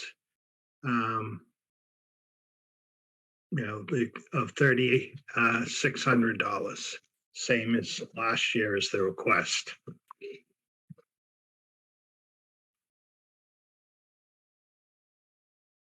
Madam Chair. So, Yes, Bill, we might have the same. Uh, question. Mike, how did salaries go down?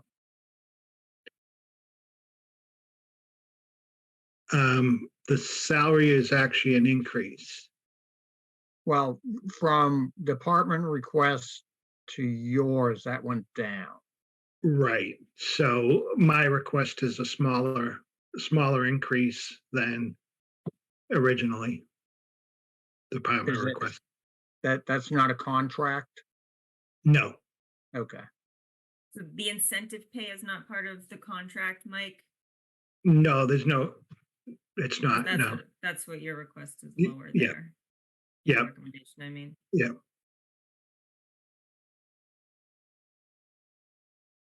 All right, anyone else on the select board budget? Madam Chair, Yeah, Zach. what is the function of this position? Of this position, so this position, the staff person in this position is the office administrator for the select board. So, creates the agenda for the select board meetings, creates all the packets for the select board meetings, handles all licensing that's done by the select board, common vic licenses, alcohol licenses, handles workers' comp claims that can come in with Mega. That handles all the work that's been done on acquisitions for the bike trail. Schedules all the rooms, especially when we're in the new town hall, the meeting rooms and things like that. Handles all the parking permits. Handles all the payments for street lining, municipal building, legal, postage. Trying to think of other things.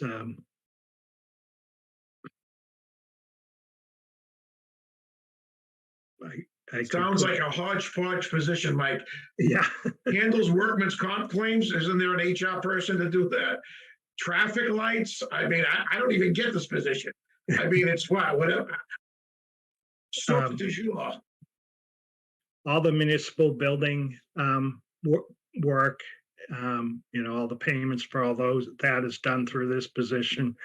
All the payments for the construction on the two buildings are reviewed and processed by this position. Madam Chair, and also on these budgets, you see this and you say, okay, office supplies, $556.32. So what do we do when the paper delivery comes to town hall? You say, oh, you're allocated 27 sheets of paper, 3 pencils, and one eraser. Why wouldn't we have one line item budget, office supplies, town hall, or telephones? What's everybody get their own phone bill? You have one telephone bill. Telephones, town hall, That's cell phones? one Mike? page. What is that telephone communications? Is it Say that cell- again. Is that cell phones? What is that? Is that just like the phone system and then you split it amongst the departments in the town hall? That is a good question. The telephone communications. James, would you know what that line item is?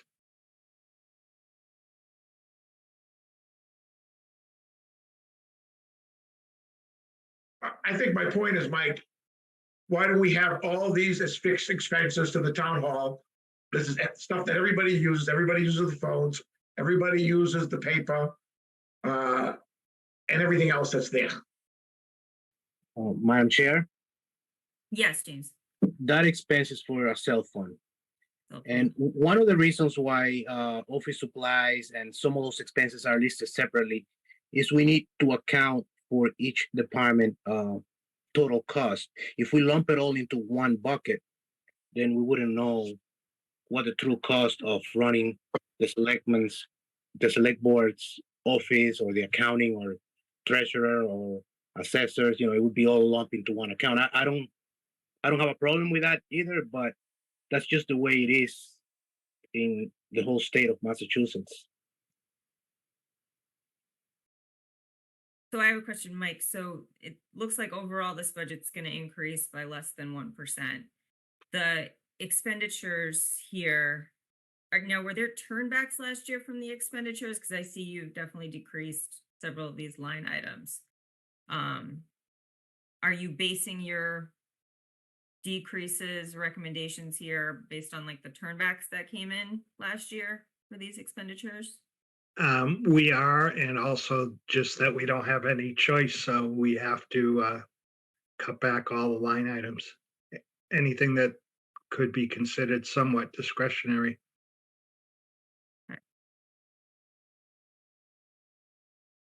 Madam Chair? Yes, Bonnie. I have one question and a comment. The question is, what this person works in the office, like 9 to 5 or whatever the office hours are, Mike? Yes. So can you explain the reason why they need a cell phone? The cell phone, this person also does the select board meetings. So she's not in attendance at the meetings, but she's attending virtually. So I know that we've had communication going back and forth with that. And this was also something that was helpful during COVID.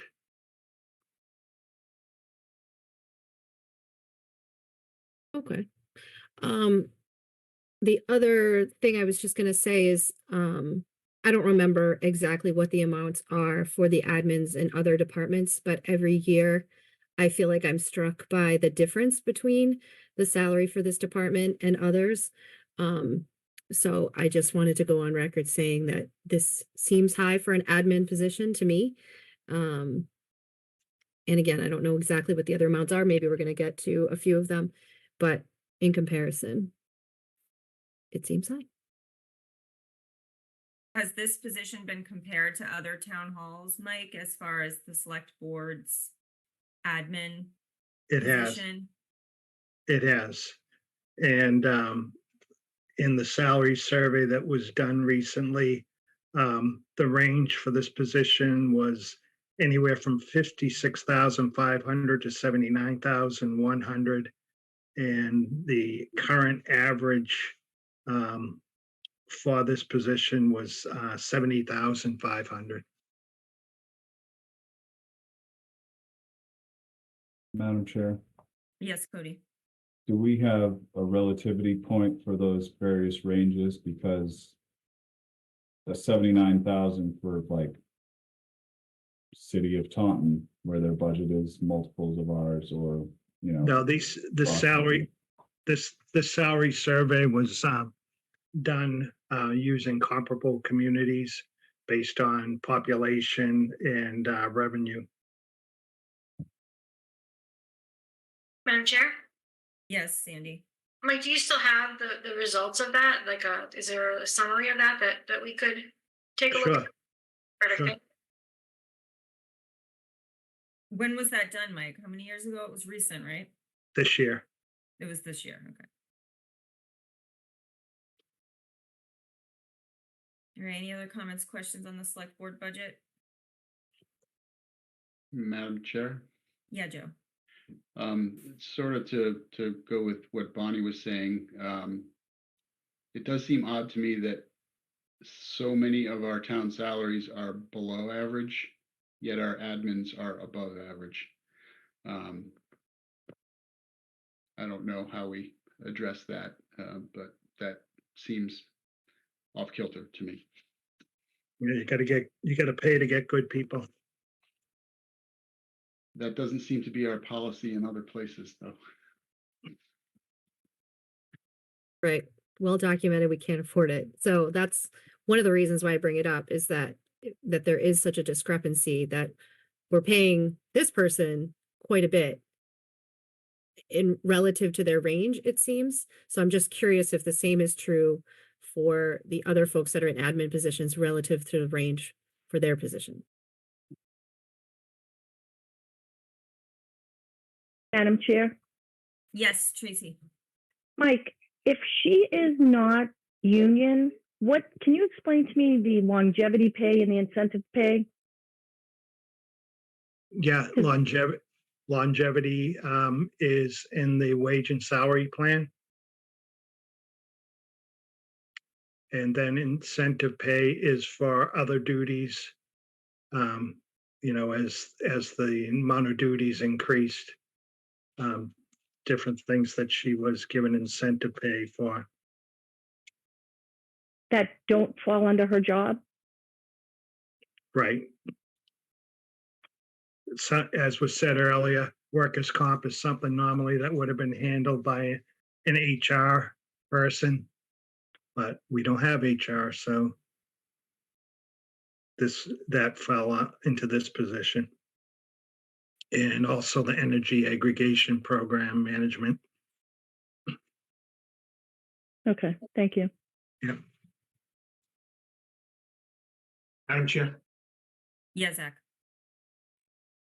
Mike, excuse me, would you be better served to have a part-time secretary or whatever this is for the select board, and then either move this position or move this person out of that position and have her whatever, and call it what you want, HR, to streamline the process instead of having basically a hodgepodge of things here? I mean, it just doesn't make sense. If you need an HR person, Well, this isn't, I mean, this really isn't an HR position, just one aspect of it, the workers' comp. it just sounds like a position that we've thrown all kinds of, we throw the kitchen sink at here. Well, Yeah, we have nobody to catch-all. do this, so do this. We don't have anybody to do that, so do that. I don't know. It just seems weird to me. I don't think this is how they do it in other towns. I wouldn't think so.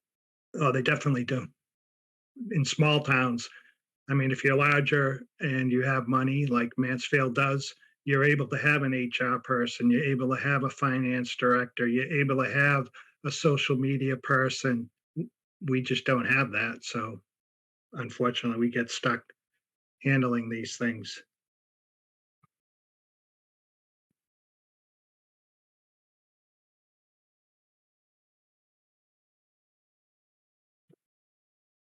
All right. Anyone else on this budget? We'll move on to the next one.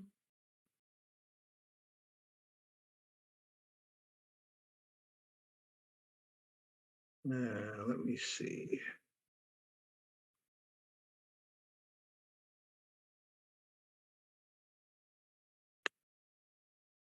Next budget is town manager. There's two positions here, myself and my assistant. And the expenses are $43,850.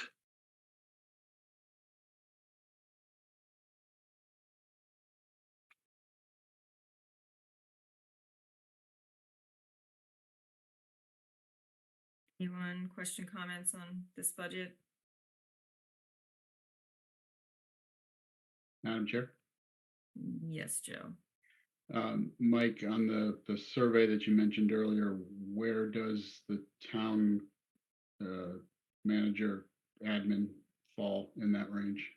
The range was 95.5 to 133.7. That's for town manager or assistant to the town manager? It's assistant to the town manager.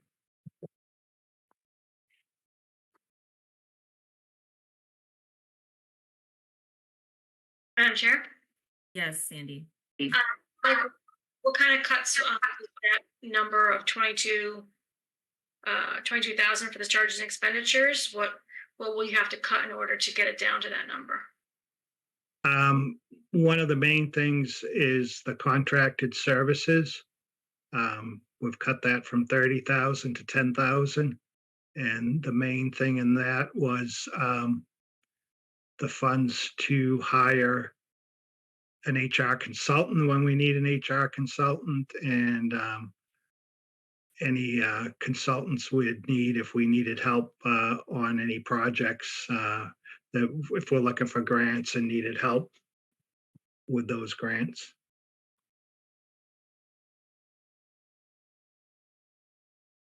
That's the biggest cut. Are those things that you've used the last couple of years, the consultant services? That's what we used for the salary survey. And we also used the consultant services for some policies, employee policies. We hired an HR professional for that. So last year you spent the 30,000? Last year, in FY '22, we expended 7,650, 23,975. As of December of this current fiscal year, 3,900. So you don't expect that you'll be spending the 30,000? No. We haven't paid for the salary survey yet, so that'll be an expense, but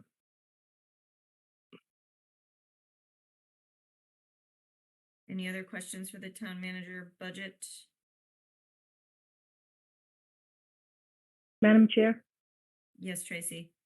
So Mike, is this position union? Because I see No. her salary went down too? Okay. it's not.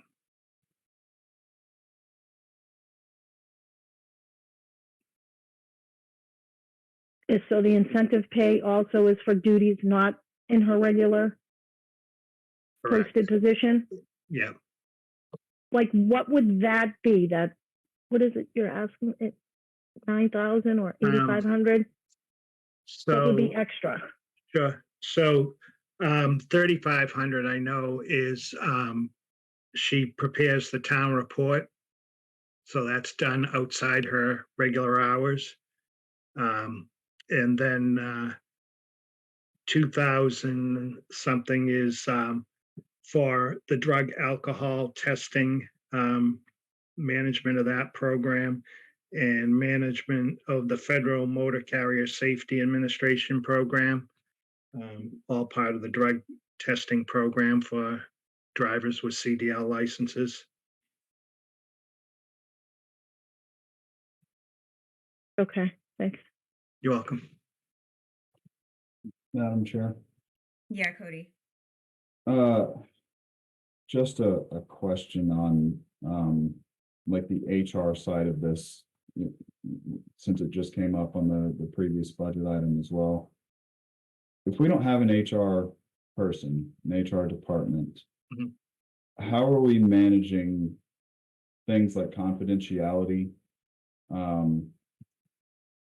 Private information, all of those things. If we're spreading that out over multiple personnel that are taking, like everyone's taking a random piece of the HR function, aren't we opening ourselves up to some serious issues whenever it comes to confidentiality and personal information and HIPAA and all of those things?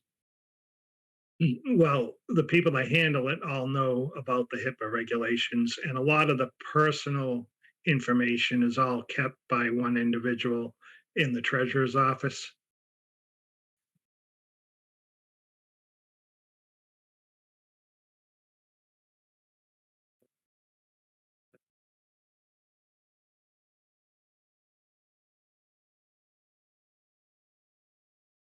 Madam Chair, Yeah, Joe? perhaps I'm being a dead horse here. But I want to understand how we justify a 4% raise for an admin when we're looking at a 1% across the board budget increase. Well, basically because one, you have to stay competitive, and two, the union positions most receive between a step and a rate and a cost of living, they're all 5%. So that is a union position? This isn't, no, that's why we're able to do less than the union position. Okay. Madam Chair. Yes, Cody? Why are we utilizing the union positions as the baseline for non-union positions when we're considering the raises? If they want to be union, they should be union. If they're not union, then, I mean, I don't understand the rationale there if it's not a union position.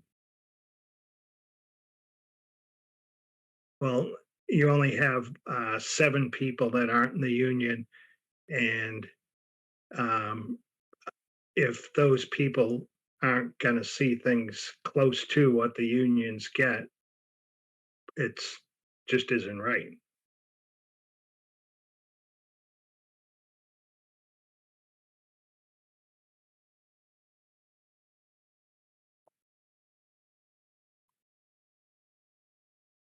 Madam Chair. Yeah, Cody. I don't know what everybody else got for a pay raise this year. Personally, I got 3% for cost of living. I'm not union, so it's not built into a contract that I have. But when we're talking about budgets across the board and we're looking at 1% for everyone, and we have minimum set by union, then we have to follow what the union gets. And it just, I know it's gonna suck for the 7 people that are non-union if they don't get as much as the union positions got and the contract obligations there, but you know, pennies matter at this point. Madam Chair. Yeah, Bill. Um, I don't know if we want to delve into the raises and not raises of union versus non-union. I hear everybody.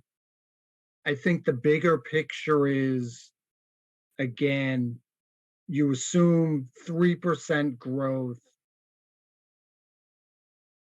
raises, steps, longevity, whatever, far exceed 3%. That's the issue that you know, override, no override, you'll reset, but then you fall behind immediately the next year because raises and steps and this and that and the other thing are 5, 7, 8% when you actually do the dollars, and personnel is probably 75% of the budgets. So I don't want to waste time debating who gets what raise, but I think the bigger picture is this is not sustainable. And when it comes to negotiating this stuff and whatnot, you know, let's be realistic. You can't give a 5% raise if your income grows 3%. It doesn't work. Right, so this isn't considered when the contract negotiation happens from the beginning, union, non-union, whatever. It doesn't seem like it's considered the fact that the limits were in with our budget.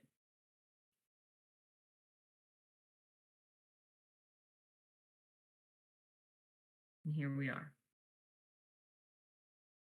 Madam Chair, Yeah. Yes, Zach.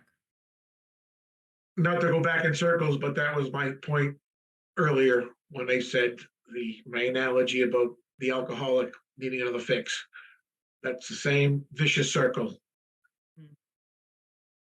That's where our override will not fix the problem until we fix the problem. Madam Chair. Yes, Sandy. You know, first, I think that the steps and lanes and the contractual, this is not a Norton thing, right? This is statewide, probably countrywide, right? I think everybody across the country does these things. And I think, you know, again, you gotta remain competitive. If you're not gonna remain competitive with your salaries, there's already a teacher shortage. There's, I think, police and fire probably have shortages. There's a lot of our public sector positions are fighting for the same few people, small pool. And I think that has to be a consideration as well when you're negotiating contracts. Yeah, I agree with that too, Sandy, but we are having to live within our means, right? And if that means we can't be a competitive town, that's what Norton wants, right? Madam Chair. Yes, Bill. You know, just to put the cherry on top, you know, that's how companies go bankrupt. I mean, you know, XYZ company pays X or you know, so, ooh, I got to pay the same, yet my revenue isn't the same. I'm out of business. So again, I hear it, but the reality is we're not, you know, Mansfield, we're not Foxborough, we're not Boston, we're Norton. Our resources are what they are. So we can't just fall back and say, oh, well, the union says we got to pay X. If we can't afford it, we can't afford it. And that's the bottom line. And there are companies and towns and whatever. Some pay up here, some pay down here. That's just the way it is. And what's happening is just our expenditures are getting squeezed out to nothing. So our services, our programs will get squeezed out to nothing in order to pay these salaries and these contractual increases every year. Madam Chair? Yes, Sandy. And companies also lay off, right? When they don't decrease everyone's salary by 50%, they'll lay off. And I think that's, again, to your point, what Norton's choosing. Norton has to choose, do you want to continue to attract quality teachers? Do you want smaller class sizes? And that's a choice that the taxpayers have to make. If they don't, then, you know, I don't think we can't start decreasing salaries. That's not realistic. So I think, you know, the class sizes are going to go up, and that's what people are choosing right now. So I don't know that, you know, to blame contractual increases on the problem we've never passed an override is not really. Yeah, we're Norton. If we want to choose to be somebody who doesn't attract good teachers, then that's the choice we're going to make. Mm-hmm. Madam Chair, Yes, Zach. I hear what Sandy's saying, but we've never passed an override. Like that's some kind of obligation that we have to do. I mean, the system was set up 2.5% plus growth. That was the system. There's nothing that says we have to pass an override. I think what people keep comparing this Norton to, and not to go back to the override thing again, but they keep saying, oh, it's, you know, Easton does this, Foxborough does this, Mansfield does this. Guess what? We're not eating any of those. This is a blue-collar community. People that want to live in their homes in retirement on fixed income. They don't want to be Mansfield. If they wanted to be Mansfield, they live in Mansfield. They live in Norton. They want low cost of living, controlled financial discipline, and you're absolutely right. There's nothing wrong with laying off people. I've been running businesses since I was 25 years old. I lay people off all the time. And I have my group of people that have worked with me for 30 years.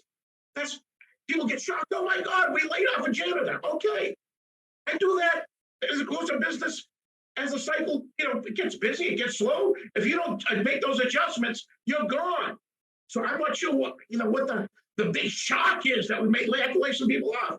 It's so beyond, I mean, and not to be rude, but I think the people in local government have spent their whole lives in municipal government, and they've never worked in the private sector. See, this is normal cycle. It's a normal cycle.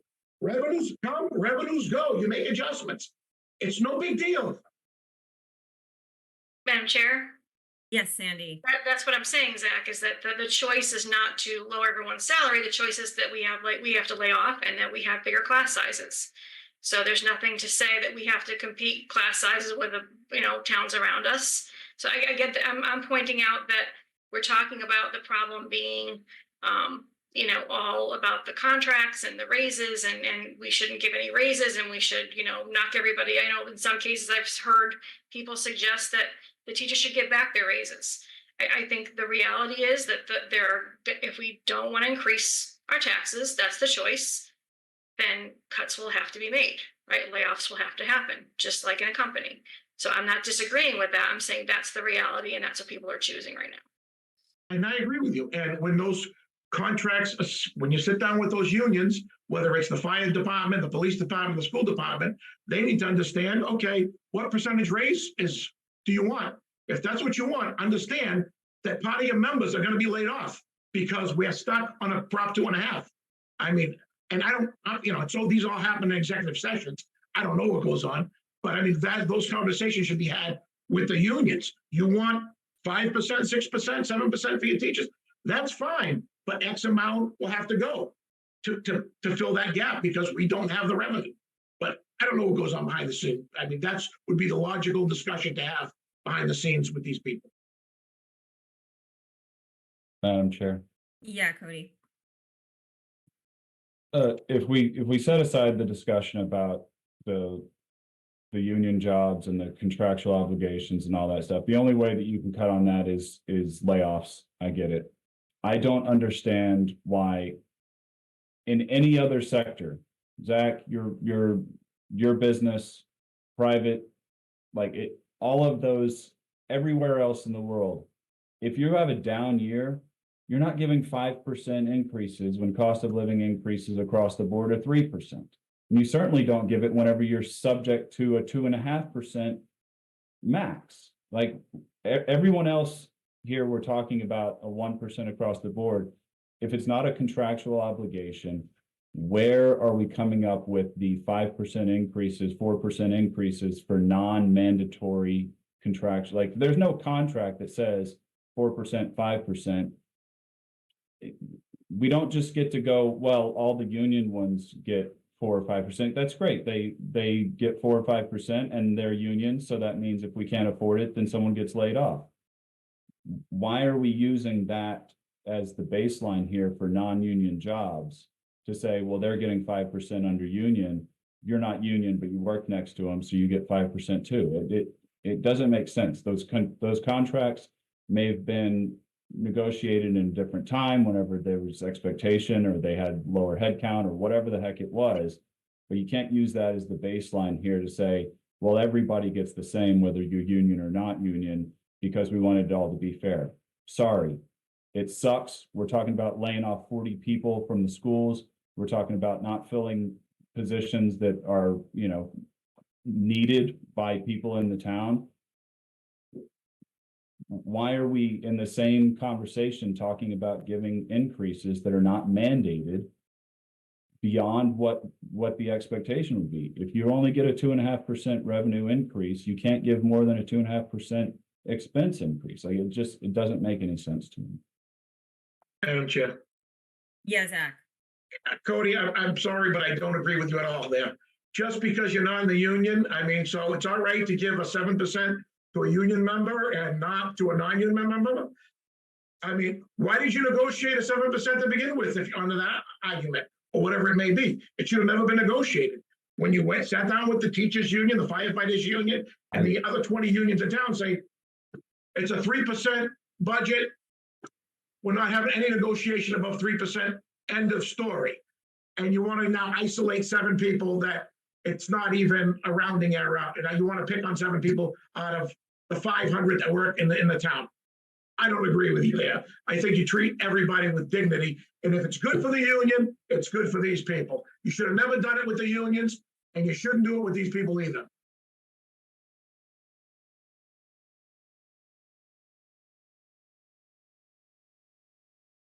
Okay. So, are we moving on? Do we want to have further discussion on non-union salaries versus union salaries and implications of raises? Okay. All Moving right, on for now. moving on to Finance Committee. Ooh, look at this one. Biggie. Madam Chair? Yes, Sandy. Mike, I noticed that one of the requests for the reserve for a transfer was for finance for the woman who does the minutes for for finance committee. So I noticed that you're also decreasing here. How is that going to work? I'm hoping that a lot of her hours this year, we're getting caught up on a lot of old minutes. And then next year, we won't need it as much.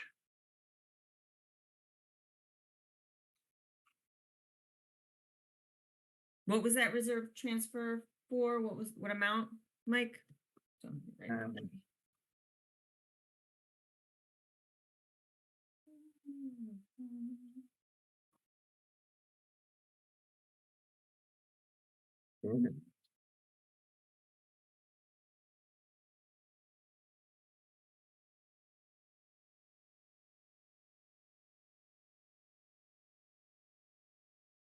$1,100. Madam Chair. Yeah, Bill. Mike, what is this what does this individual make an hour? Oh, I don't have that in front of me.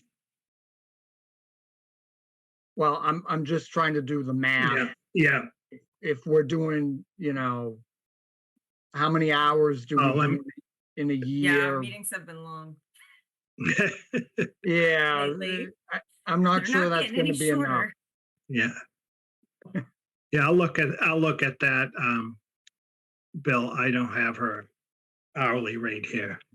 Was Well, Ann in the position for the full fiscal year last year, Mike? Was she there as of July 1 last year? I'm trying to remember. I think she was. So it was a full year, that Yeah. $2,015. Madam Chair, Yeah, Joe. I want to say we started catching up on minutes while Bonnie was still chair, so I think Yeah. there before Okay. July 1. But Madam Chair, at say $25 an hour, that's 40 hours. And then you're out of time to do minutes, so Right. I'm Short- thinking I short think we meetings. What? Short Gotta speed meetings it up next now. year. Yeah. Yeah, right. I'll double check it. Madam Chair, Yes, James. to answer the question, she's gonna be making $23.28 an hour for fiscal year 25. Thank you, James. Yes. So that's good for what, 45 hours of minutes out of a full year? Hmm. Our average meeting is at least 2 hours. Yeah.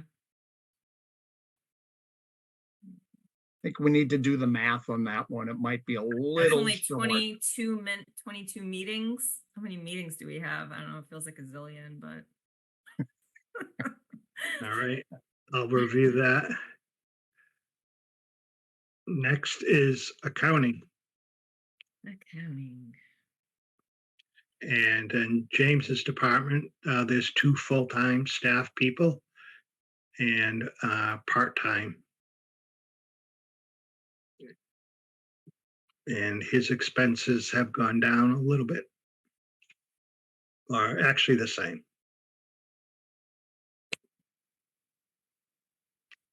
The only increase, purchases of services, that's for the audit.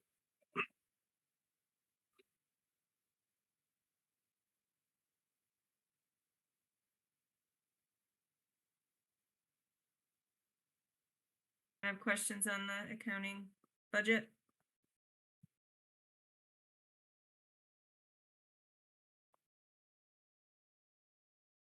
Okay. Hearing nothing. Right. Legal. Next is legal. And right now, my request is the same as it was in FY '24.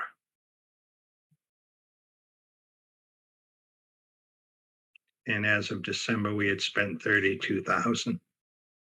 Do you suspect we're spending the 70,000 by the end of fiscal year? And then some. We've got a reserve fund transfer. Oh, yeah, I thought I saw that.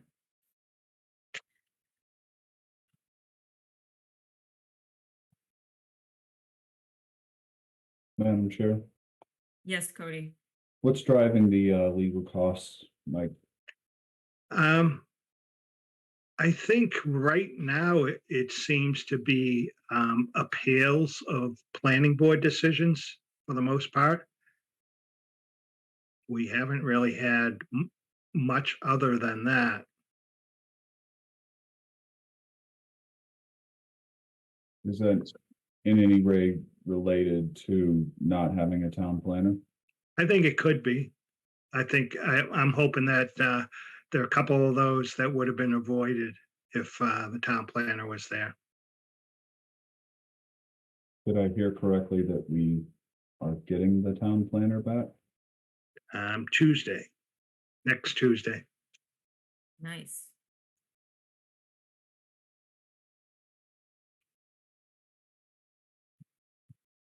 All right.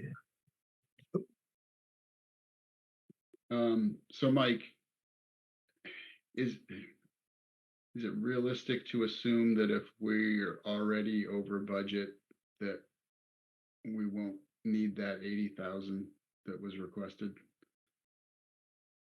Obviously, we I can't know say, you're guessing and you're yeah. out of your way. So this year we did have some contracts finishing up, and we had the civil service stuff with the town council. So next year we don't have any contracts, and I'm hoping that will balance it out.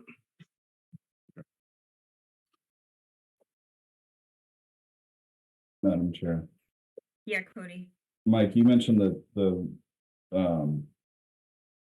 what do you call it? Civil service. That was related to fixing all of that for the fire department. If we pass it for police department, we're not building that into the budget here, assuming it passes?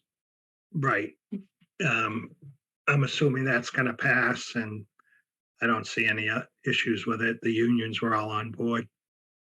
But does the 70,000 account for that? You just Yes. mentioned that like the current year, why we went over. Was that.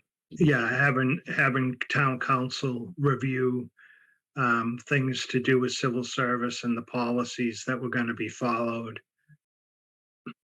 All that's done. Okay, thank you.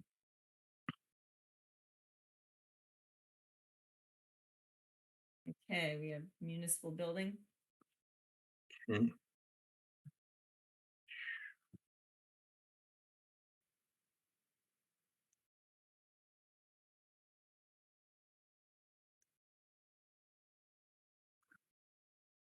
So on municipal building, we have purchases of services. That is for the cleaning company and the shredding, Mansfield shredding that we use. For the most part, electricity, we're hoping, we have credits now available from the Hill Street landfill, and we're looking to reapportion those. We have National Grid and our energy consultant working on that. And then propane, natural gas. The town hall is heated with natural gas now. When we go into our new building, we won't have that. And even if that building, the town hall's not torn down, we'll be able to reduce what we keep the heat on, obviously. Everything else is pretty standard with the trash and copier expenses. With that repair maintenance office equipment line item that looks like it was striked. Yeah, it was zeroed out. We haven't, if you look, in 24, we appropriated 11,500, didn't spend anything. And so I just don't see that we're gonna need that.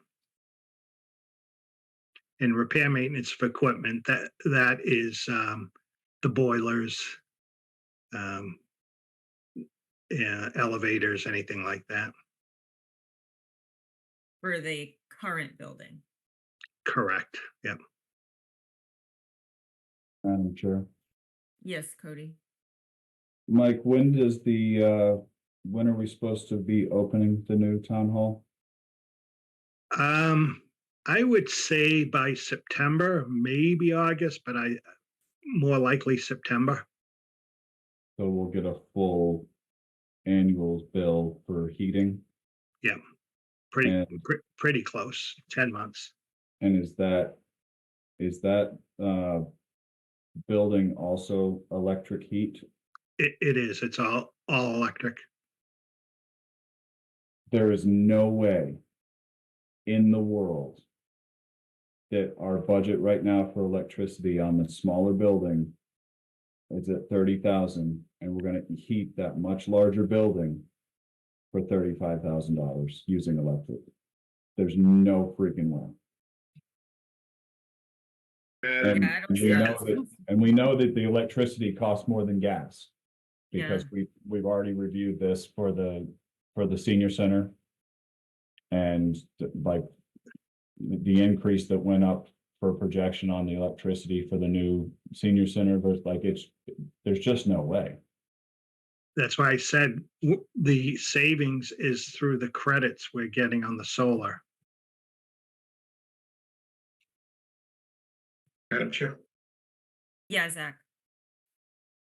the entire town hall, Cody, is energy efficient heat pumps throughout the whole place. And it's also spray foam insulation, so it's super tight. So I think the net costs, because this current town hall you're in is basically a sieve and everything leaks out of it, and everybody's got a space heater under the desk and everything else.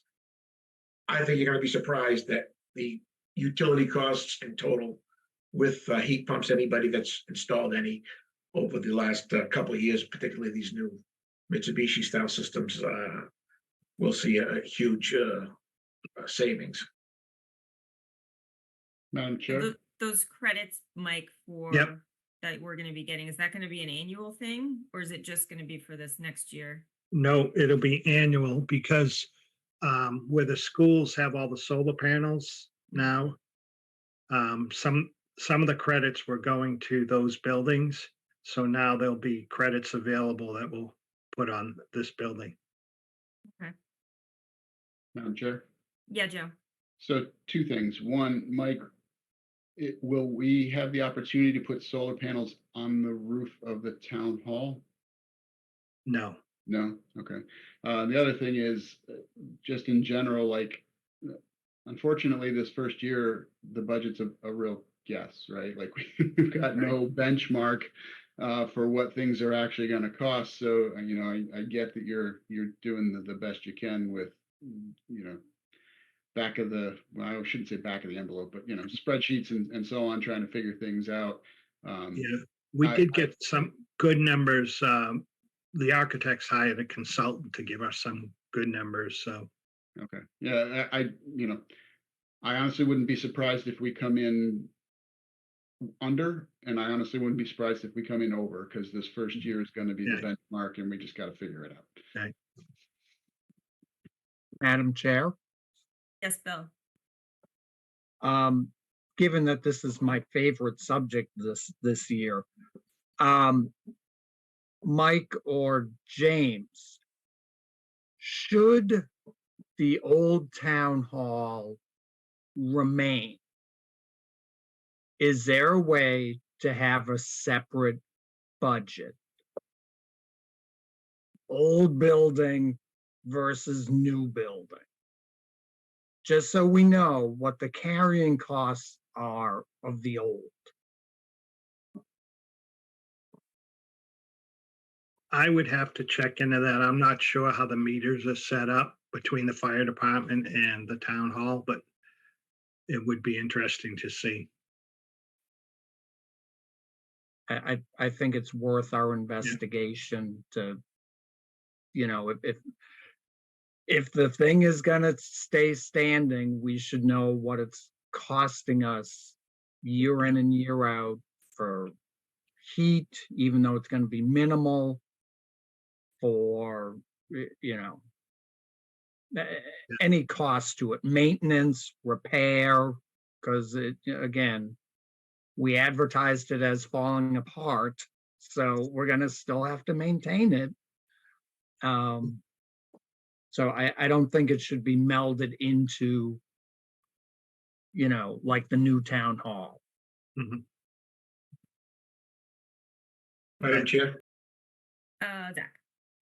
and touching on Bill's comments there.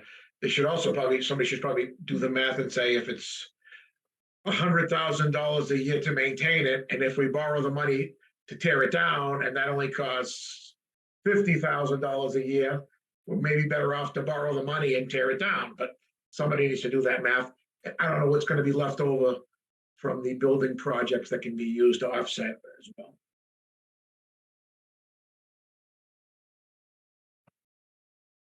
Anyone else in municipal building?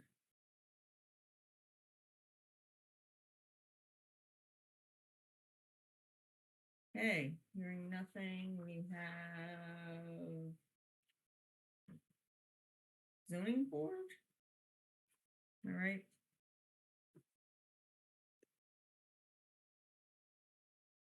Hopefully my battery doesn't die. Oh, no. One way to bring the meeting in short. Yes, Yours or the computer, Mike? Ah, my batteries. good one. All right, there we go. I'm charging. All right.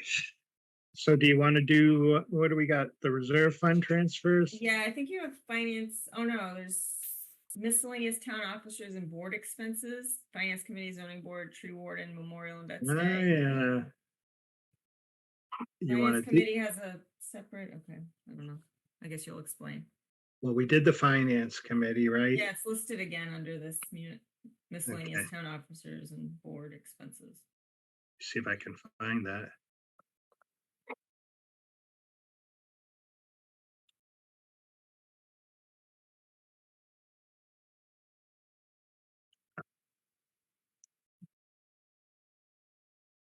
All right.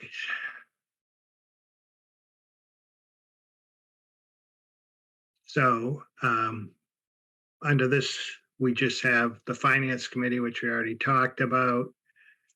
The 300 for the zoning board. Mike, you're not sharing, just so you know. Yeah, I don't see anything. I knew that, Joe. You were just testing us, I get it. Seeing if we're awake.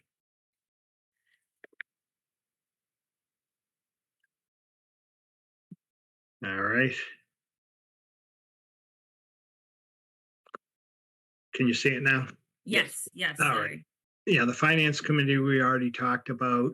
I think you may have talked about the zoning board, 300 before. The tree warden, Mm-hmm. 2,000, and the memorial and vets, 1,000, or $2,000 request.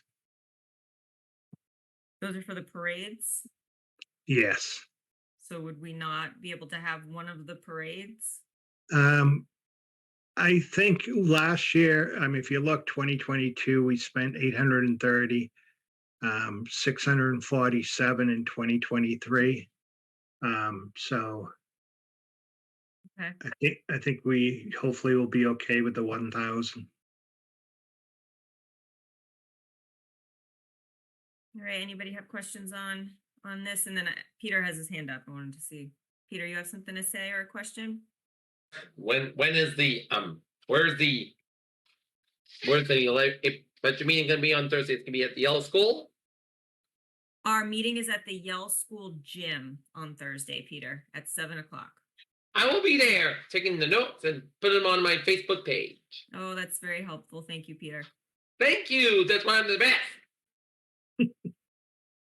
All right, anyone else have comments or questions on these miscellaneous budgets? Hearing nothing, we will move on to the reserve fund transfer requests that we've already heard so much about. Okay. Madam Chair? Sandy. I just ask, I know we had gotten the 1% budget kind of late before our last meeting. I feel like there's a lot of the changes that we haven't talked about on there. Is that the next meeting? Like, when are we gonna? So we're gonna start, Mike, correct me if I'm wrong, but we will start after we're finished, I guess, going through all the budgets, maybe even starting next week, next Wednesday. We'll start going through the line items for the budgets and putting our recommendations in, correct, Mike? So that's when we would kind of hash out Yeah. those 1% figures and right. versus what the department requests were and what's getting cut and Okay, the biggest question I had, because you mentioned, Mike, earlier that we need to have a new town planner. I don't know if you said the starting, so obviously the contract's been signed. Is the number that you have in the budget right now for that sufficient, or does that need to be adjusted now that we've actually hired someone? I think I already put it, I'll double check. I think I already took count of it in the budget that I did for the 1%. Okay, yeah, if you can double check. Yeah, I'm almost positive it's in there, but thanks, Sandy.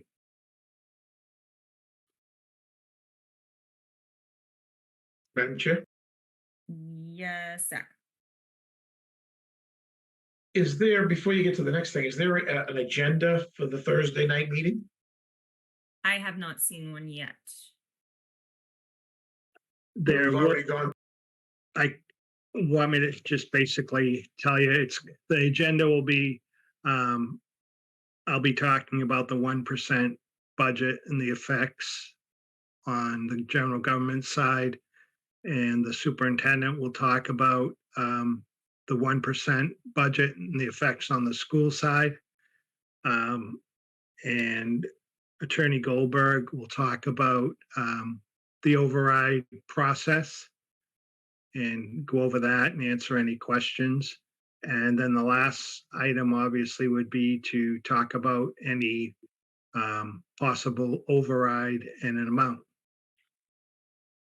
is anybody, oh, so an amount hasn't been, there's no a proposal for an amount at this time? That's gonna be presented, or is that a debate? Well, I think that would be up for debate as far as what Right. I can it would be tell. up for debate. The superintendent and I met today. We're working on scenarios and see how it plays out over through 2029. And Yeah, that would be well, great to see. we'll probably be sending those out to everyone Wednesday. So you'll have those to look at. And Mike, seeing we're now working on 25 budget. If this was to go to ballot, I mean, is it even too late to do anything for the 25 budget? When would you even collect those taxes? Let's say it did pass, something did pass. Mhm. The tax bills are out. When would you ever collect? You're not gonna see those revenues till when? So this would be it's the FY25 budget. So if you voted a $3 million override, the levy limit goes up by 3 million. So that would be on when the tax bills go out in the fall, it would be on there. So is there cutoff dates that would have to happen? I mean, for an election? We just have to have it in place by July 1. Yeah, my understanding is if it passes a town meeting on May 13th, the ballot vote would be 35 days after that, so in June. Yep. Prior to July 1. And the attorney will Yeah, go over Joe. that whole process. Yes, yes. Hi, Joe. Well, if she's gonna go over it on Thursday, I won't bother to ask. I was gonna ask about the 35 days, if that's like a before, after, exactly, but Mhm. cover it on Thursday. Have those questions ready. And have a amount in your head. Madam Uh, Chair, James? yeah, the tax rate is set after the October town meeting, sometime in November. So usually what happens is the final bills go out right after Christmas. I would assume those will include the override amount on it. And the first 2 quarters will be estimated taxes, like they are every year.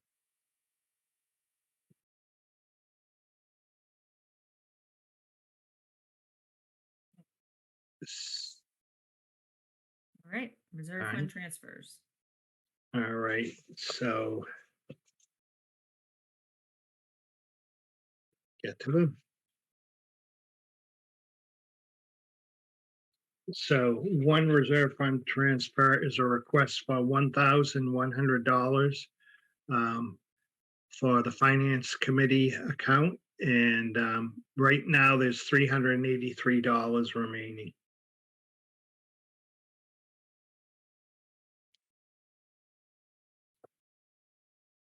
Okay, anyone have questions about this transfer from free cash, $1,100 for finance committee account?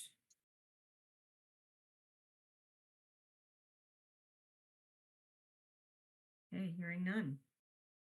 Chair would entertain a motion to recommend the reserve fund transfer. Madam Chair, Yes, Joe. make a motion that we recommend a transfer from the reserve fund of $1,100 for finance committee expenses. Second, Steve, Yes. Tracy, Yes.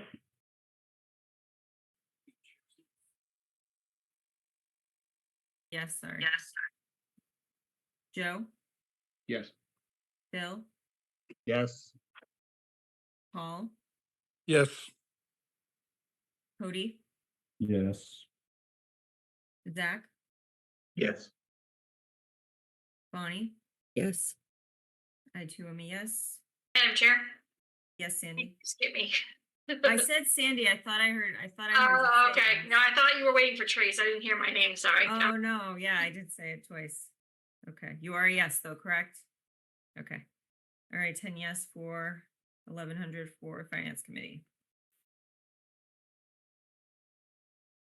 All right, the next is request for 33,000 in legal services, So this is in addition to what did they have last year? Was it 70,000 or 80,000? 70,000. Okay, any questions on the 33,000 reserve fund transfer for legal? Go ahead, Cody. Cody, Joe? Cody? I was just trying to pull back up the legal, because the amount expended currently is 32,334 on a budget of 70,000. Do we know that that's going to 103,000? We don't, but what we did is we took what we've spent so far this year and averaged it out over the year to get to the final number. Is there a reason we have to pre-fund this now when we still have almost 38,000 sitting in the account? Madam Chair, Yes, James. there is only 5,684.38 in the account.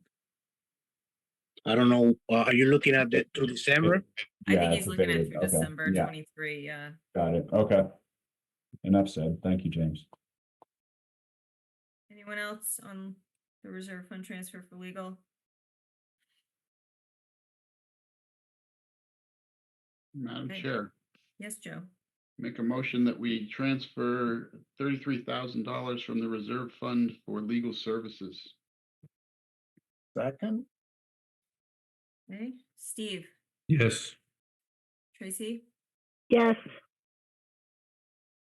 Yes. Joe, Keep cutting out on Sandy, I think, unless I missed it. I heard Sandy that time though. I saw your lips move, but I didn't hear you, so I just said yes. Okay. Yeah, I'm I'm also, sorry that you're not hearing me. So that was just me. no, I couldn't hear Can you. everyone else hear me? All right, Joe, I'm a yes. okay, Bill, yes. Paul, Yes. Cody, Yes. Zach, Yes. Bonnie, Yes. I too am a yes. 10 yes. All right. Great. Thank you.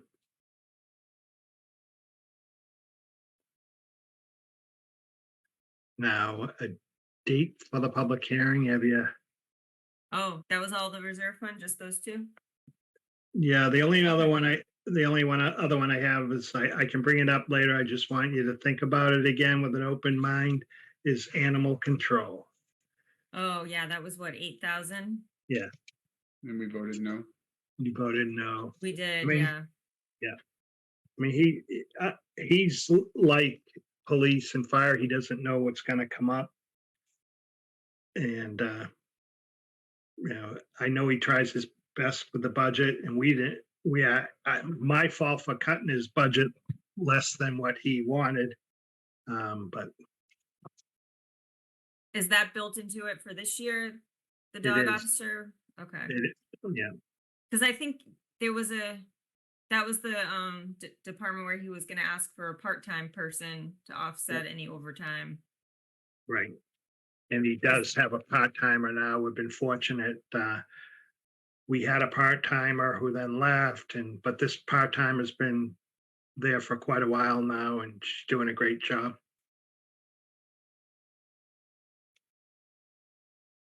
Does anyone want to reconsider that reserve fund transfer request?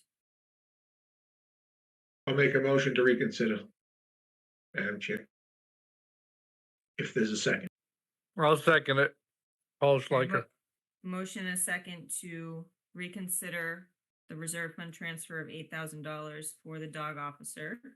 I will take a vote to reconsider first. So this isn't voting for the reserve fund transfer. This is voting to reconsider this subject matter. Okay, Steve, Yes. Tracy, Yes. Sandy, Yes. Joe, Yes. Bill, Yes. Paul, Yes. Cody, No. okay, Zach, Yes. Bonnie. Yes. I too am a yes. 9 yes, 1 no to reconsider. So we will be reconsidering. All right, up for discussion. $8,000. We've just done reserve transfers for the finance committee budget and for legal services without really a blank. We said no about this. I think at the time we were kind of in shock of everything going on with the budget. Maybe the reality's just been setting in and I don't know. How does everyone feel? Mike, do you have anything to put up on the screen for this? Any numbers, or is it just, Just the reserve fund transfer, that's all. that's fine. I didn't know if there was a breakdown. I know James had looked at this before and where was he at with the part-time salary, James? The budget was 12,113, and they spent 12,360. So it is overspent by $247 as of today.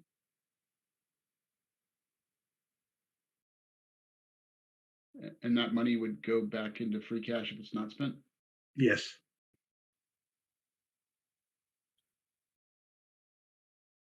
And as So I they said, think they'll Oh. spend about 7,000 more between now and July 1? Because didn't James just say it was only 200 overspent? it's 200 over now. Yep.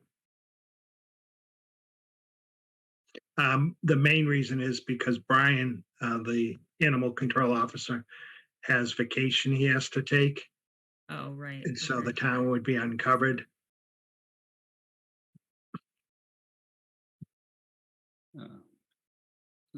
Madam Chair, Yes, Joe. I make a motion that we transfer $8,000 from the reserve fund to cover expenses for the dog officer. Second. Okay, motion in a sec. Take the vote. Steve, No. Tracy? Tracy, No. Sandy, No. Joe, Yes. Bill, No. okay. Paul, Yes. Cody, No. Zach, Yes. Bonnie, No. and I am a yes. So hold on, let me count. Make sure I did this right. All right, so we have 6 no, 4 yes. I think I have that right. So Okay. no to the reserve fund transfer. All right.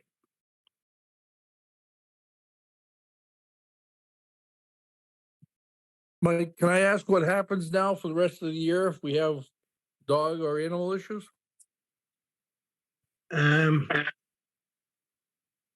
Good question. A lot of them are gonna have to go unanswered.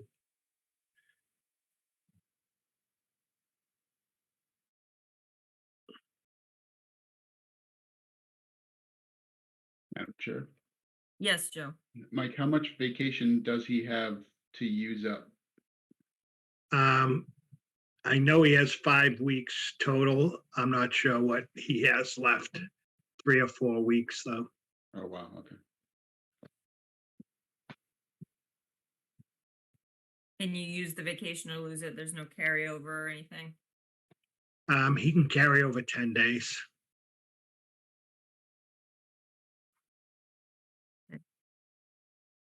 All right, I guess we're moving on from this. All right, thank you. Public budget hearing date. I believe I emailed everyone. We've settled on Monday, April 22nd, right, Mike? I knew we were going back and forth. Okay. Mike, I want to have a little discussion about this budget public hearing thing because I've been on finance committee since 2019 and every year the public hearing consists of us opening the public hearing, us sitting here for a few minutes staring at each other, and then us closing the public hearing. What is expected of the town for this? Like, should I be preparing something? I feel like no chair has ever really done anything for the public hearing again, except for opening and then Bonnie- closing it. Bonnie So I didn't just like wanna- that.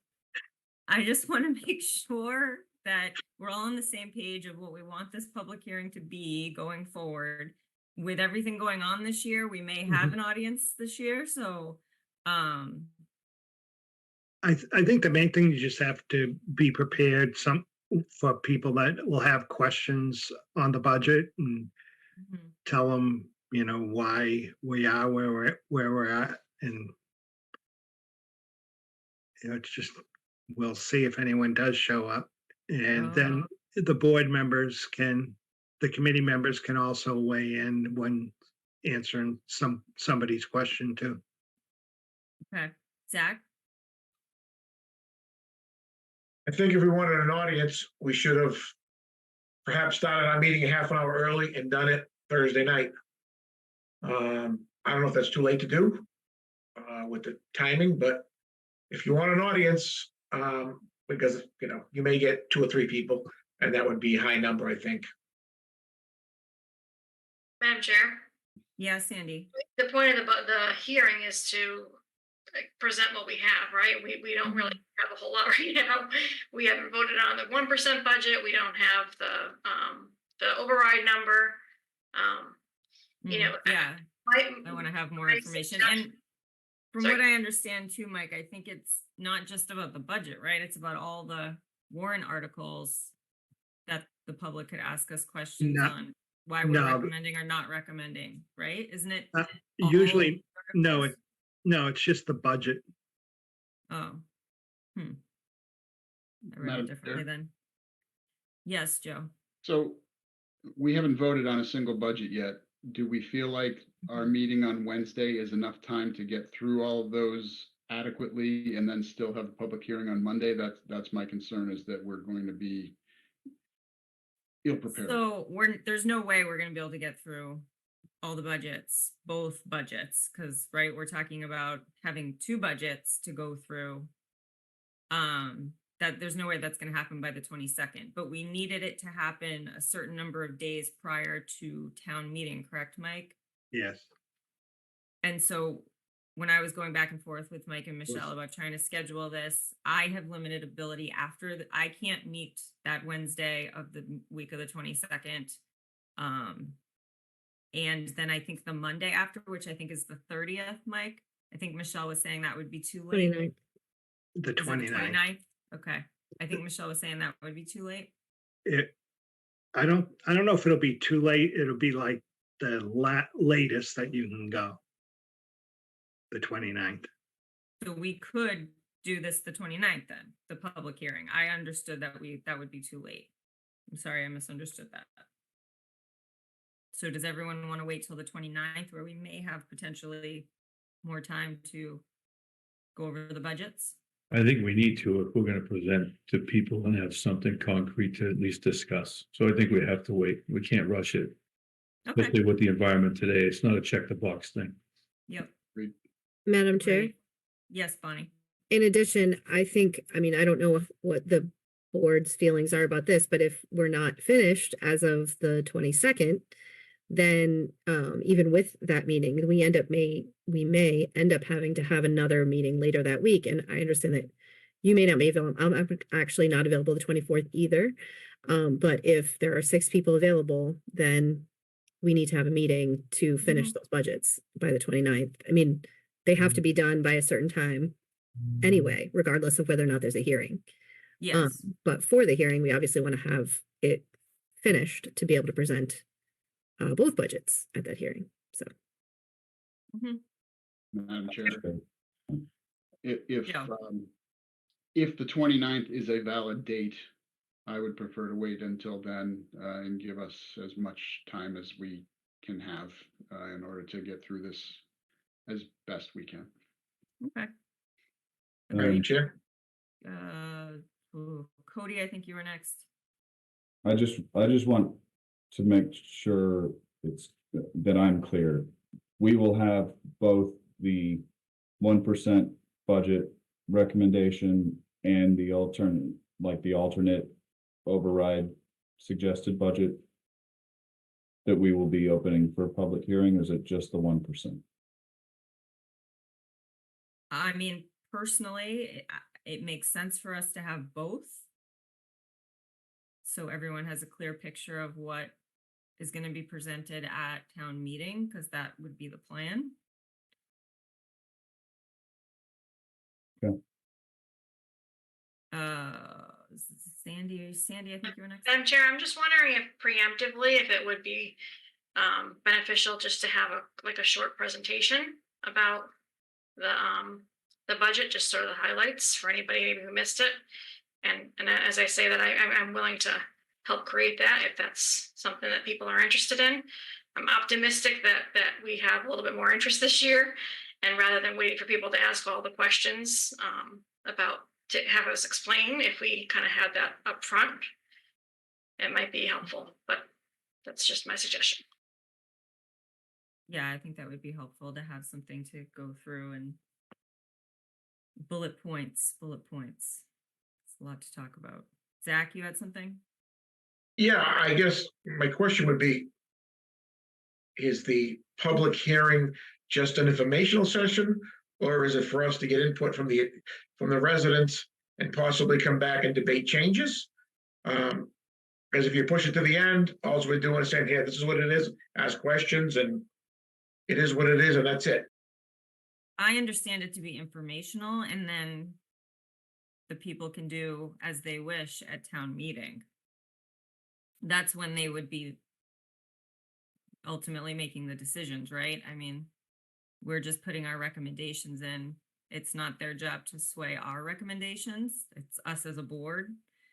And then their job is to vote on our recommendations or not at town meeting. Madam Chair? Yes, Sandy. Can I just ask, the warrant is due 7 business days or 7 days prior to town meeting? Is that May 2nd or May 6th it's due? 7 calendar days.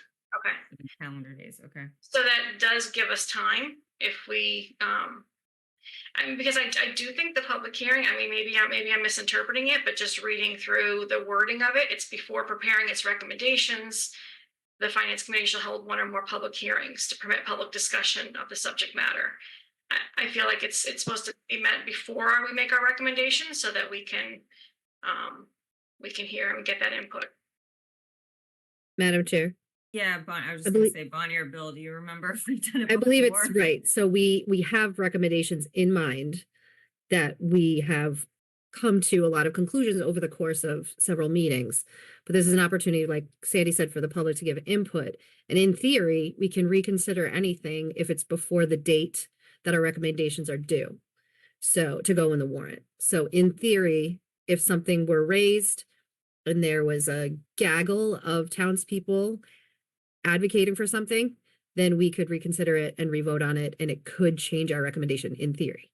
And we could vote to reconsider any of it after. We could vote to reconsider and we could Because come out with the same We'd have outcome, about a week. or we could at that come point. out, basically, I mean, if there was a big push for some recommendation out of courtesy to the people that did attend, we probably should reconsider it. But we would not be required to, and we would not be required to change our votes, or the outcome of the vote doesn't need to change. I'm just looking at the calendar. So our next, we could potentially be meeting again on May 1st, that Wednesday, then the Monday, May 6th. And then it would have to be posted that Tuesday, Mike, or would it have to be posted the Monday? For, if you're gonna meet on a Wednesday, So I just want to make sure I'm having the post, like we would have to post the warrant on Monday, May 6th, or could we meet on the evening of Monday, May 6th, and then you post it on Tuesday, May 7th? no, no. It would have to be That has to be posted. posted on 6th. So our last meeting that we could potentially have to change any of our recommendations, reconsider whatever, would be that Wednesday, May 1st, after the public hearing. Yep. Got it. Madam Chair, couldn't we also reconsider that same night? That's what I was We gonna say. could. I think we're, oh no, the 22nd, we're meeting with the Southeastern Regional, right, Mike? That's why we were saying we had a lot on our plate that night. All right, yeah. So the 29th. That's what I and was 21st would thinking. be the last day. Bonnie, didn't we actually vote the night of town meeting on stuff last year? Some adjustments? It's not ideal.